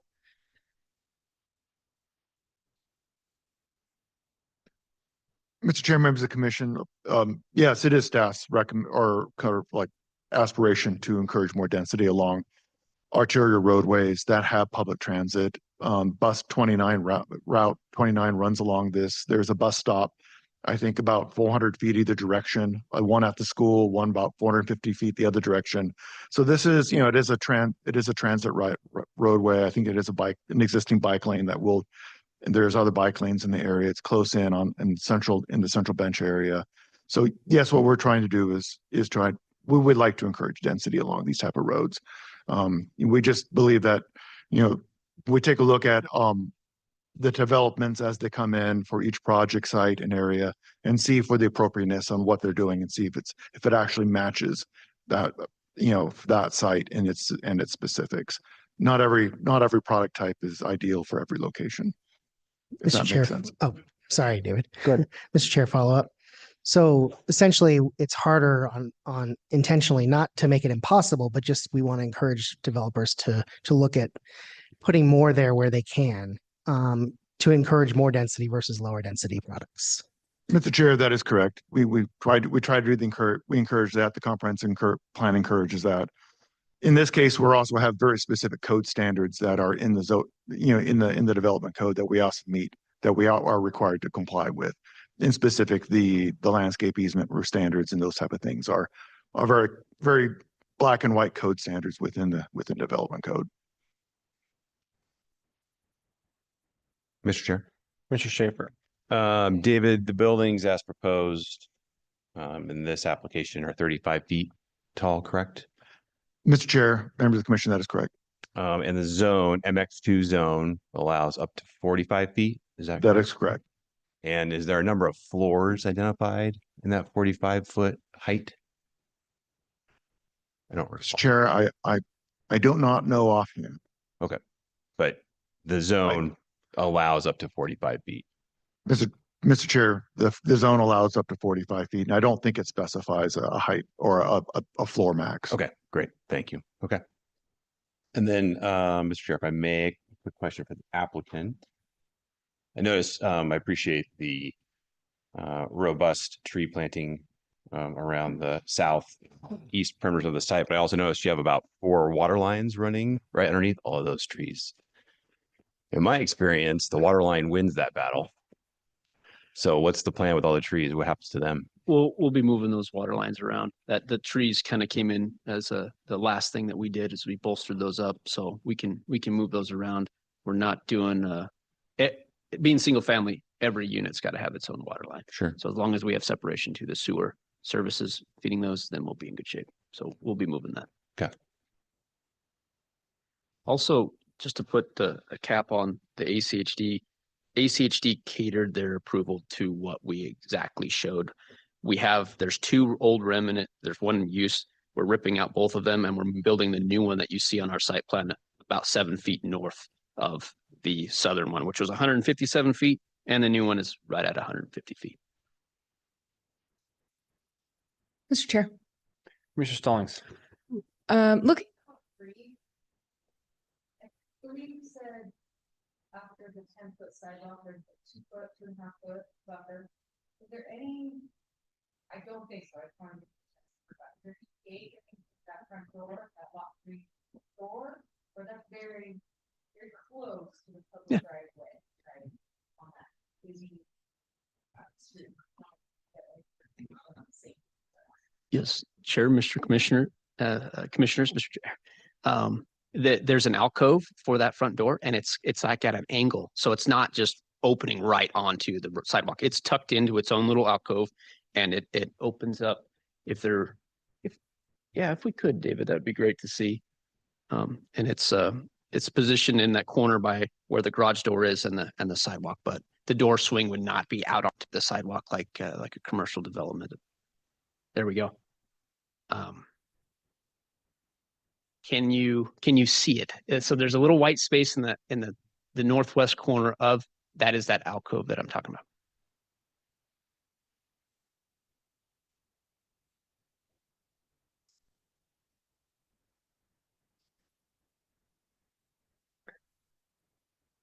Okay, any other questions of the commission? 3, 2, 1. All right, thank you very much. We're going to go ahead and open this up for any public testimony. If you all would like to come up, I don't have anybody on their sign-up sheet, but that's okay.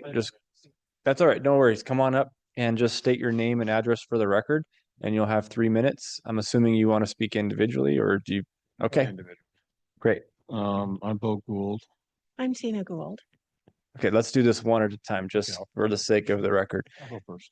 Okay. So I'm more on the historical side of the thing. So I need to get your address, sorry. So I'm 1607 Palmander Street. Okay. So I'm literally going to be looking directly at, that's right there. So first, I suggest everybody just take a drive, about 2-minute drive, and actually look at the lot first. And if I can ask you all this too, so if this was going to happen, let's say on Kootenai,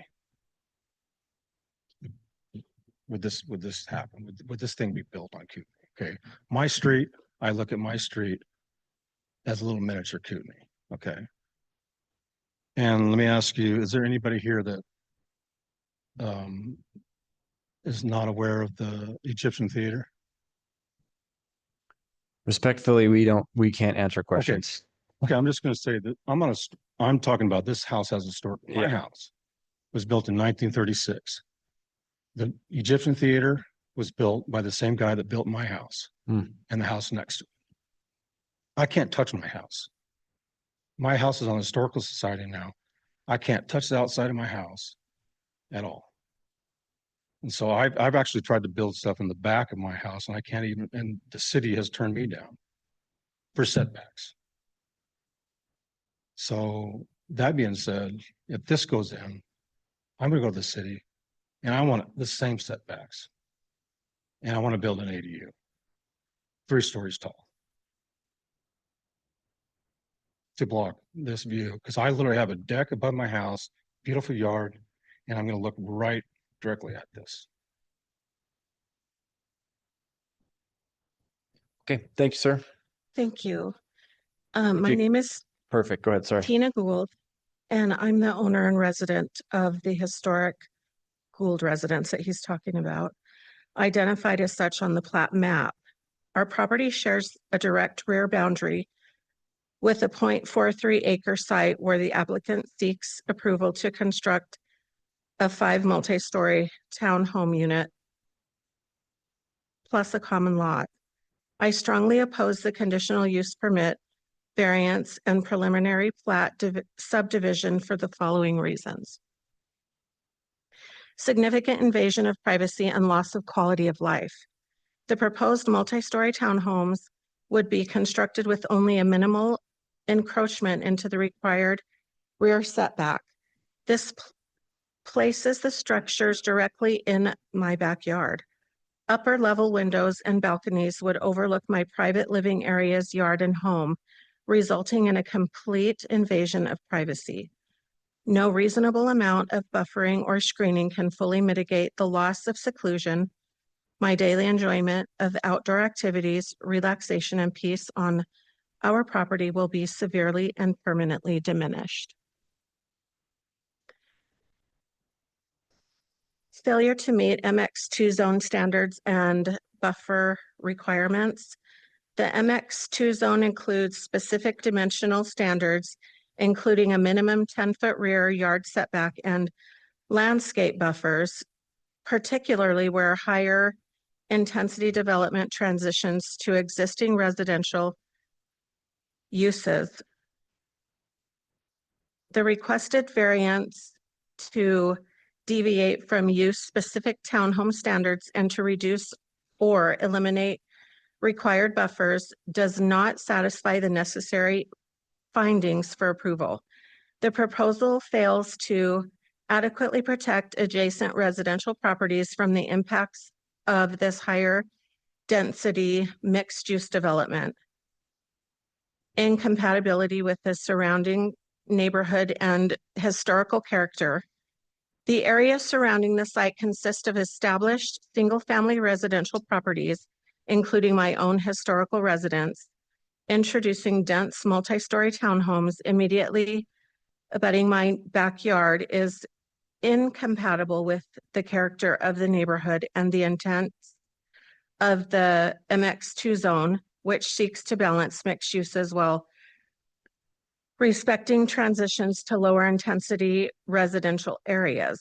The preliminary plat creating 5 building lots plus the common lot further exacerbates issues of density and massing right to the property line, directly impacting the setting and enjoyment of this historical property. Landscaping, fencing, or minor design I'm gonna adjust. need to have you pause. I'm sorry. We have 3 minutes and I need to just stop you there, but I appreciate it. But I do have a real quick point of order question to ask you. Can we just pull up a map that shows the homes around the site? I just want to make sure, hopefully it's clear enough in that image. Can you zoom in a bit, please? Can you just make sure, I just want to make sure I understand which home is yours. Where the arrow is. Okay. All right. Thank you very much. Thank you for your testimony. Appreciate it. Can I just make one more statement? I Just 2 can't. seconds? I can't. I'm On the sorry. Fire department. What's that? It has to do with the park. I appreciate it, sir. I have 3 minutes to give everybody. Perhaps the applicant may speak to a fire department type thing if they anticipate that, though. I want to make sure that, is there anybody online who wishes to testify? I do have someone. This is Logan Hill.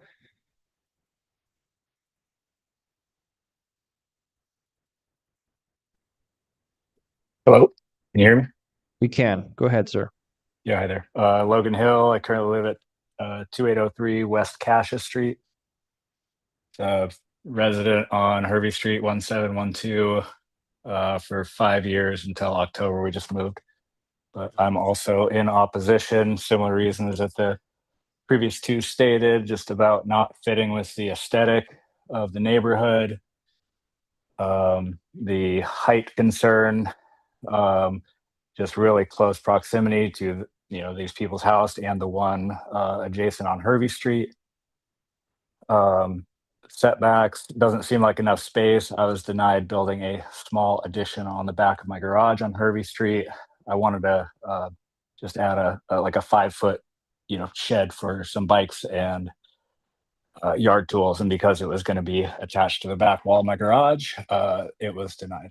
Also have concerns about the effect on the neighborhood, just parking. I'm seeing garages and only 3 parking spaces. If you look south on Hervey, there's a bunch of houses. The density is fairly close. I mean, there's not much space. I worry about the overflow of parking, effect on traffic with that as well, and safety getting on and off Overland. That right-hand turn from Hervey onto Overland is already tight, and you can hardly see traffic coming from the west. And I just don't think this fits well. And if I was on that street, and I do drive by there literally every day, I just don't think this fits well with the aesthetic of the neighborhood at all. So I'm in opposition of the setback as well as approval of the plat. All I got. Thanks. Okay, thank you very much, Mr. Hill. And I don't see anybody else online. Let me just double check. Yep, nobody else online. Okay. And this is the project team, so I don't think there's anybody else in chambers unless they're hiding who wishes to testify. So with that, go ahead and give the applicant 5 minutes of rebuttal, and then the item will be before the commission. Yes, Derek Kerner, 9175 West Black Eagle Drive, Boise. Thank you. So kind of in reverse order here, we've got the fire department. If we go too tall, you have to provide a 26-foot drive aisle. So there is even a fire code that kind of keeps you, if you only want to do the 20-foot, you need to keep your roof so tall. So there's a design factor there. So we definitely kept it underneath that, only needed to do the 20 feet. So then that also helped neighbor the bulk of the building. Again, you're allowed to go taller, but other things change like fire code if you do. It is zoned mixed use. It was zoned commercial before that. It's that whole, well, if we erase the property lines, we're all good. I mean, we could have a 5-unit apartment complex there or more, right? We want to do 5 single family homes. I think the neighbors well taken. They want to preserve their single family vibe. We also look at a property when somebody buys it to develop. It's like, well, it's zoned X. What can I do with that? Let's also try to be respectful of what we propose. And we think that this is that respectful proposal. And it's hard. And so in this case, you're going to have 1 unit on the southeast corner of our project site that would be tall enough that they could look down into a backyard of the neighbors. Versus, I guess, what could be is 3 apartment units stacked and 3 different people on that corner looking down upon you. So it's just that how bad it could be. I think this is more reasonable, respectful, and a good proposal for a mixed use zone. Again, it's harder to ask for single family in a mixed use zone. So we're here asking for that variance that we wouldn't have to if we did apartments.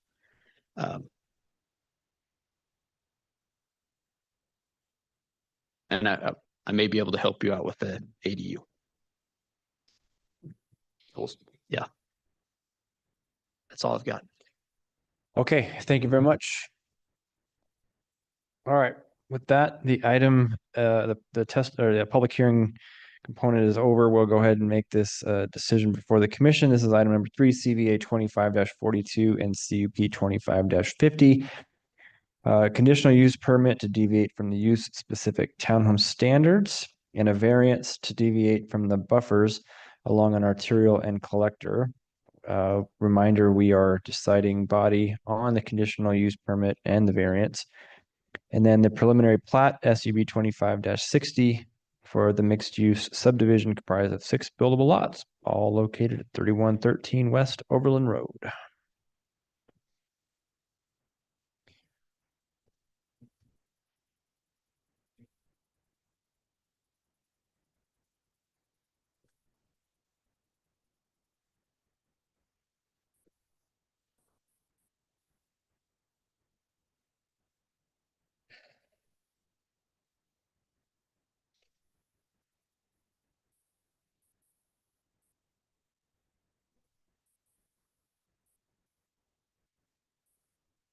Mr. Chairman.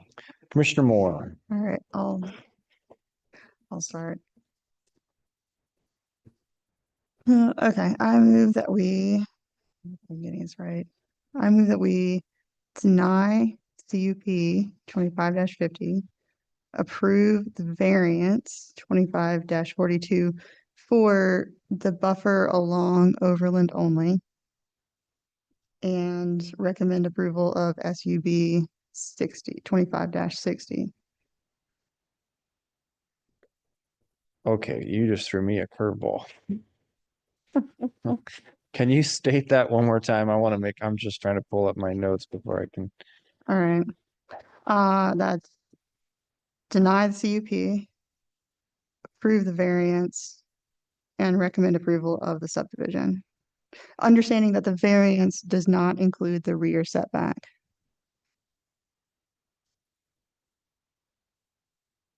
Okay. Okay, I've got a motion by Commissioner Moore to deny the conditional use permit and approve the variance and recommend approval to the sub to council. Is there a second for at least the sake of discussion?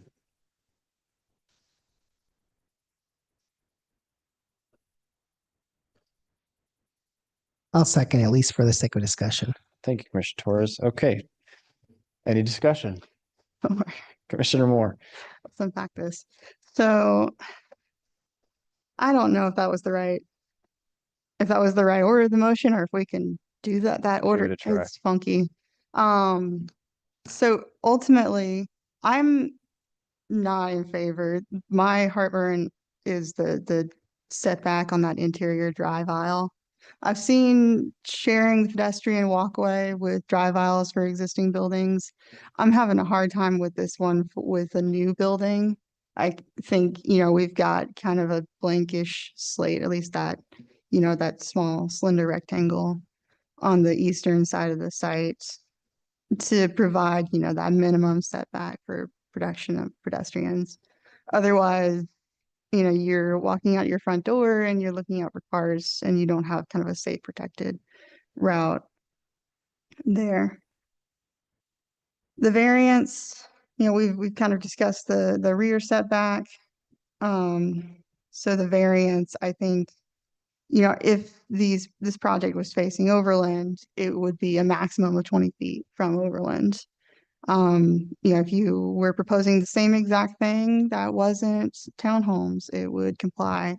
I think all of those reasons for me make sense to permit the variance at Overland to deviate from that buffer and make it kind of look more like a front yard setback along Overland, or more like it would for a multifamily. And then the subdivision, kind of goes with that townhome deal. I don't know what it looks like when you don't have the CUP to deviate from the subdivision standards. And that's kind of the question. I don't know. But that's kind of where I'm standing right now. It's so close to not needing that CUP. And you've got kind of that rectangle. I agree with the city's assessment on the CUP piece. And I think the variance makes all the sense. So with that, I'll leave it there. Okay, thank you, Commissioner Moore. Is there further discussion? Mr. Chair. Commissioner Torres. I'm not going to take them one by one. I'm just going to address the project as a whole. And I'm struggling with this one. I do think the code wants to encourage more density along arterials like Overland, and I think that's part of the reason why this is hard.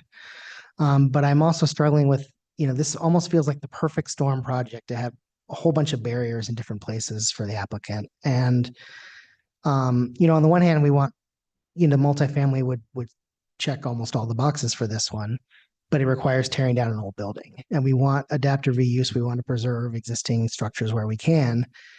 And if they were to eliminate one of the townhome units, it doesn't pencil for them. So we end up with even lower density at the site than is proposed. So there's just all kinds of things on this one that I feel I'm just struggling with it. I appreciate what you're trying to do. I don't know if it's workable in this site because of where it's located, because of the rules of our code. You know, one of the goals of this commission of city council is to refine this code over time to learn where the problems are and the barriers are. It feels like this project almost works, but doesn't quite work. And I think that's where I kind of come down. I agree with Commissioner Moore on the variance for Overland. It seems contradictory that we allow, if it was facing Overland, it would not have to meet these requirements. If it was a multifamily, it wouldn't have to meet these requirements. I understand why that's frustrating for you as a developer. But I think this project just barely doesn't work. At least for the CUP, among other things, but that's my main concern there. And thank you. Thank you, Mr. Torres. Further comments, rather? Mr. Chair. Mr. Stallings. I appreciate the motion. Very thoughtful. I could get there on the variance. I do agree with the thought process on this product type is what's restricting it.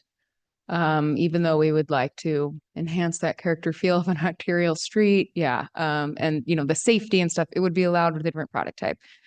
I agree with denying the CUP for safety concerns and the shared drive aisle. I just see issues arising with that, especially with kids and, over time. And then the last one, the recommendation for approval for the subdivision.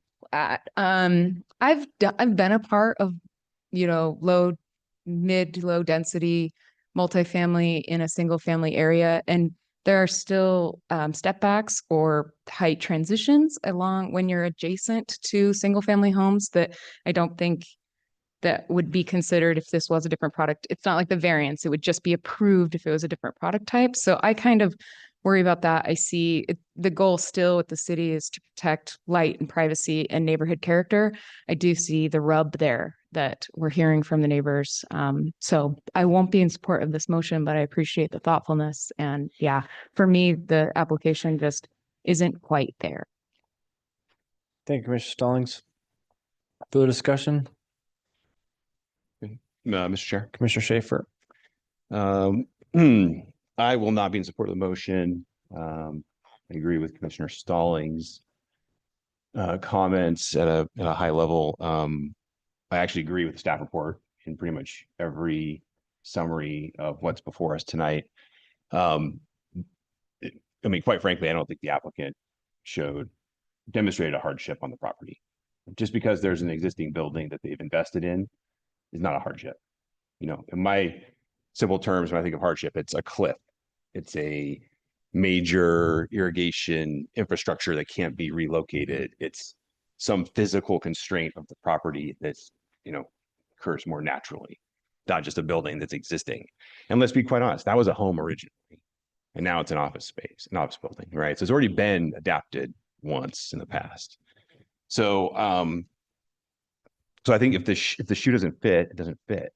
And we're trying to squeeze these little things in here. And at the end of the day, you've got, these single family homes that are facing a drive aisle, an asphalt drive aisle, facing a roof line of an existing structure that I understand they've put money into, they've already worked to redevelop. So kudos for trying to save that building. But in my opinion, this just does not work. There's no hardship demonstrated. And we're just asking for too many things to try and get to a single family product when I don't know if it's the right place for a single family product, quite honestly.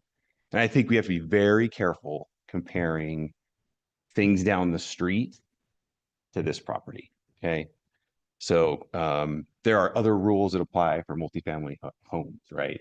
There's virtually no green space proposed in this application.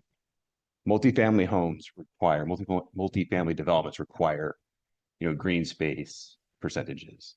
There are different rules that apply, right? So we have to be very careful about comparing the thing down the street that was approved at a different time, that has different setbacks and faces different directions, to what we have here today, right, with this property. So there's also other things within the code that would control how multifamily would be developed on this property, right? You can't put parking lots between the street and the building, for example, at a very high level, simplistic level, right? So I think we're just in a case, for me, there's just too many things we're trying to do that just don't make this work for me.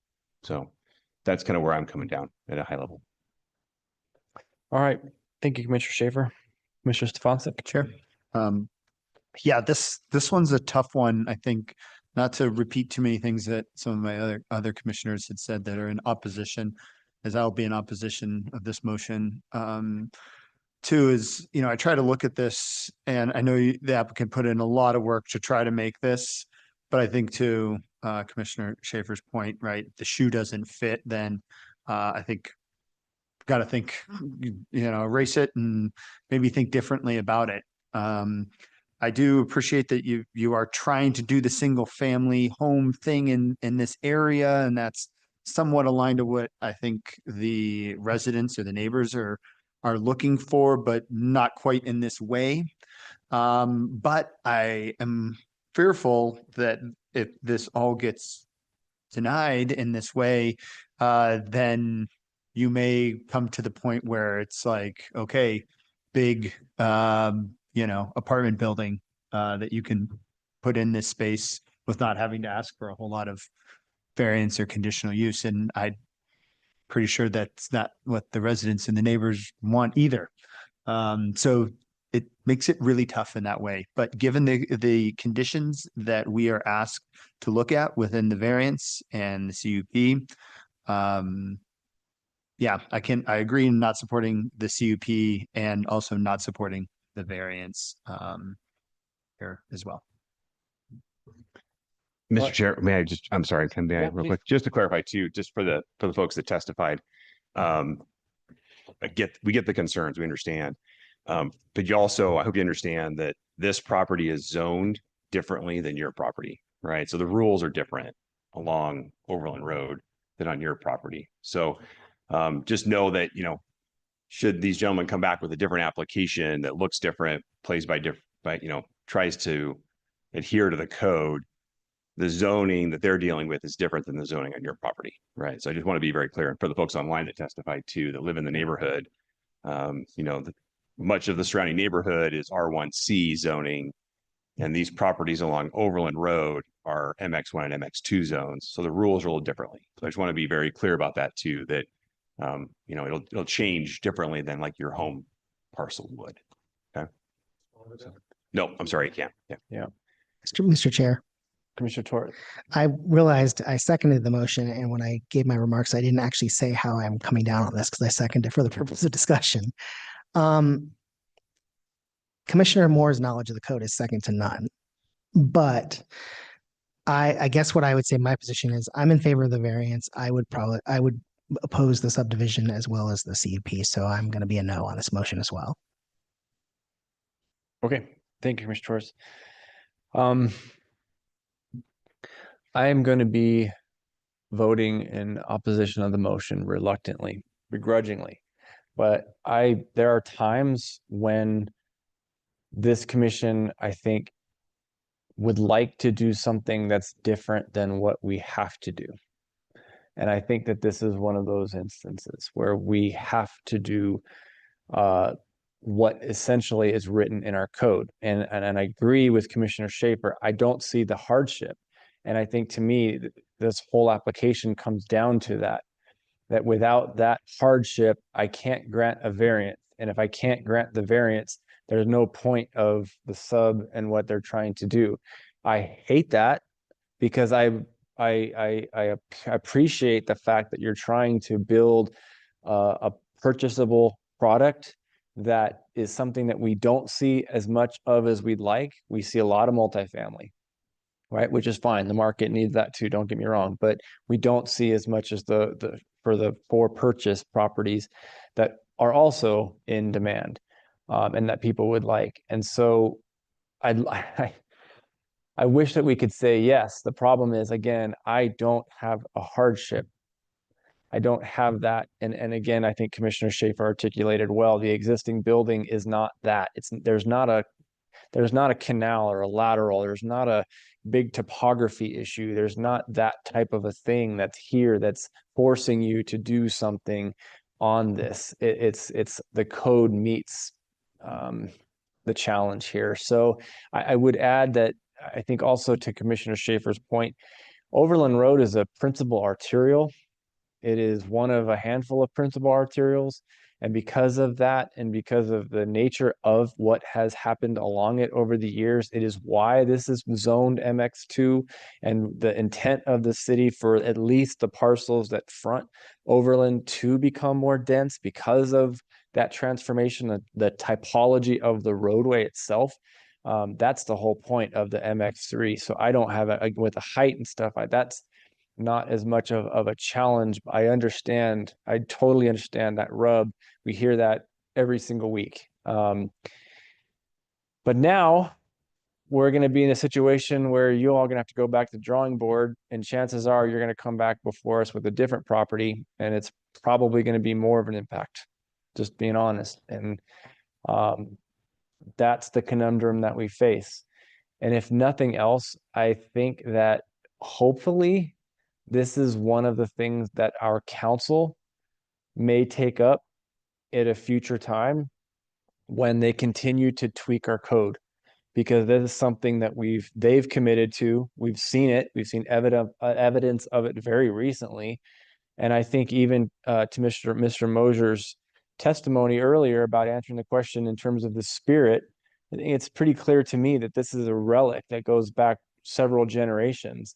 Well, it's probably something that's one of those that's just continued to be there and present. No one really questioned it. Well, maybe you just did something that changes this, and it's not going to be to the benefit of your project, but it certainly might be to the benefit later on down the line. That doesn't probably make you feel very good, I know, but I'm hoping that that's something, because I don't know, a townhome that's massed at a certain height feels different, feels multifamily, but because it's for purchase versus for lease, we have a different set of rules on it.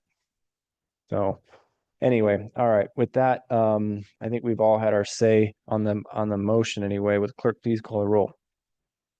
Danley, No. Moore, Yes. Schaefer, No. Torres, No. Stallings, No. Stefancic, No. 1 in favor, 5 opposed, motion fails. Okay, so I need another motion. Mr. Chair, Commissioner Torres. I move that we deny CVA 25-42 and CUP 25-50 and recommend denial of subdivision of SUB 25-60. Okay, thank you, Commissioner Torres. I've got a recommendation to deny CVA 25-42 and CUP 25-50 and a recommendation to deny sub 25-60 to council. Is there a second? Second. We've got a second by Commissioner Stallings. Any discussion? Mr. Chair, Commissioner Torres. I'll be brief. We kind of covered this on the previous motion. I don't think this project is quite where it needs to be to meet the code. I appreciate your intent. I appreciate the effort into this. I know, like Chair Danley said, I understand that these words of comfort probably aren't very comforting to you right now, but hopefully you've helped us to further refine our code for future projects that maybe you will build yourselves. And that's why I'm recommending denial. Thank you. Okay, thank you, Commissioner Torres. Mr. Chair.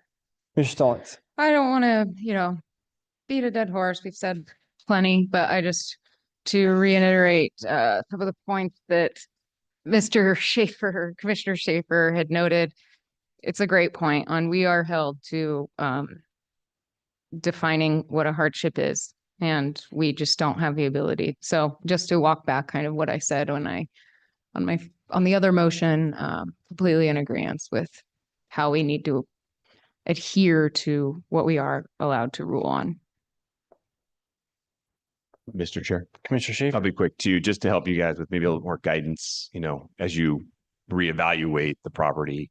I think looking at things where you provide parking or green space between the homes to what you're proposing, things along that nature, right? To help it blend in. So frontage towards, buildings fronting towards Overland, privacy more towards the existing family residential behind and to the east, I think would be beneficial as you look at this and you evaluate your options moving forward. Okay, good. I think we're good. Okay, will the clerk please call the roll? Danley, Aye. Moore, No. Schaefer, Yes. Torres, Yes. Stallings, Yes. Stefancic, Yes. 5 in favor, 1 opposed, motion carries. Thank you all. This concludes the hearing.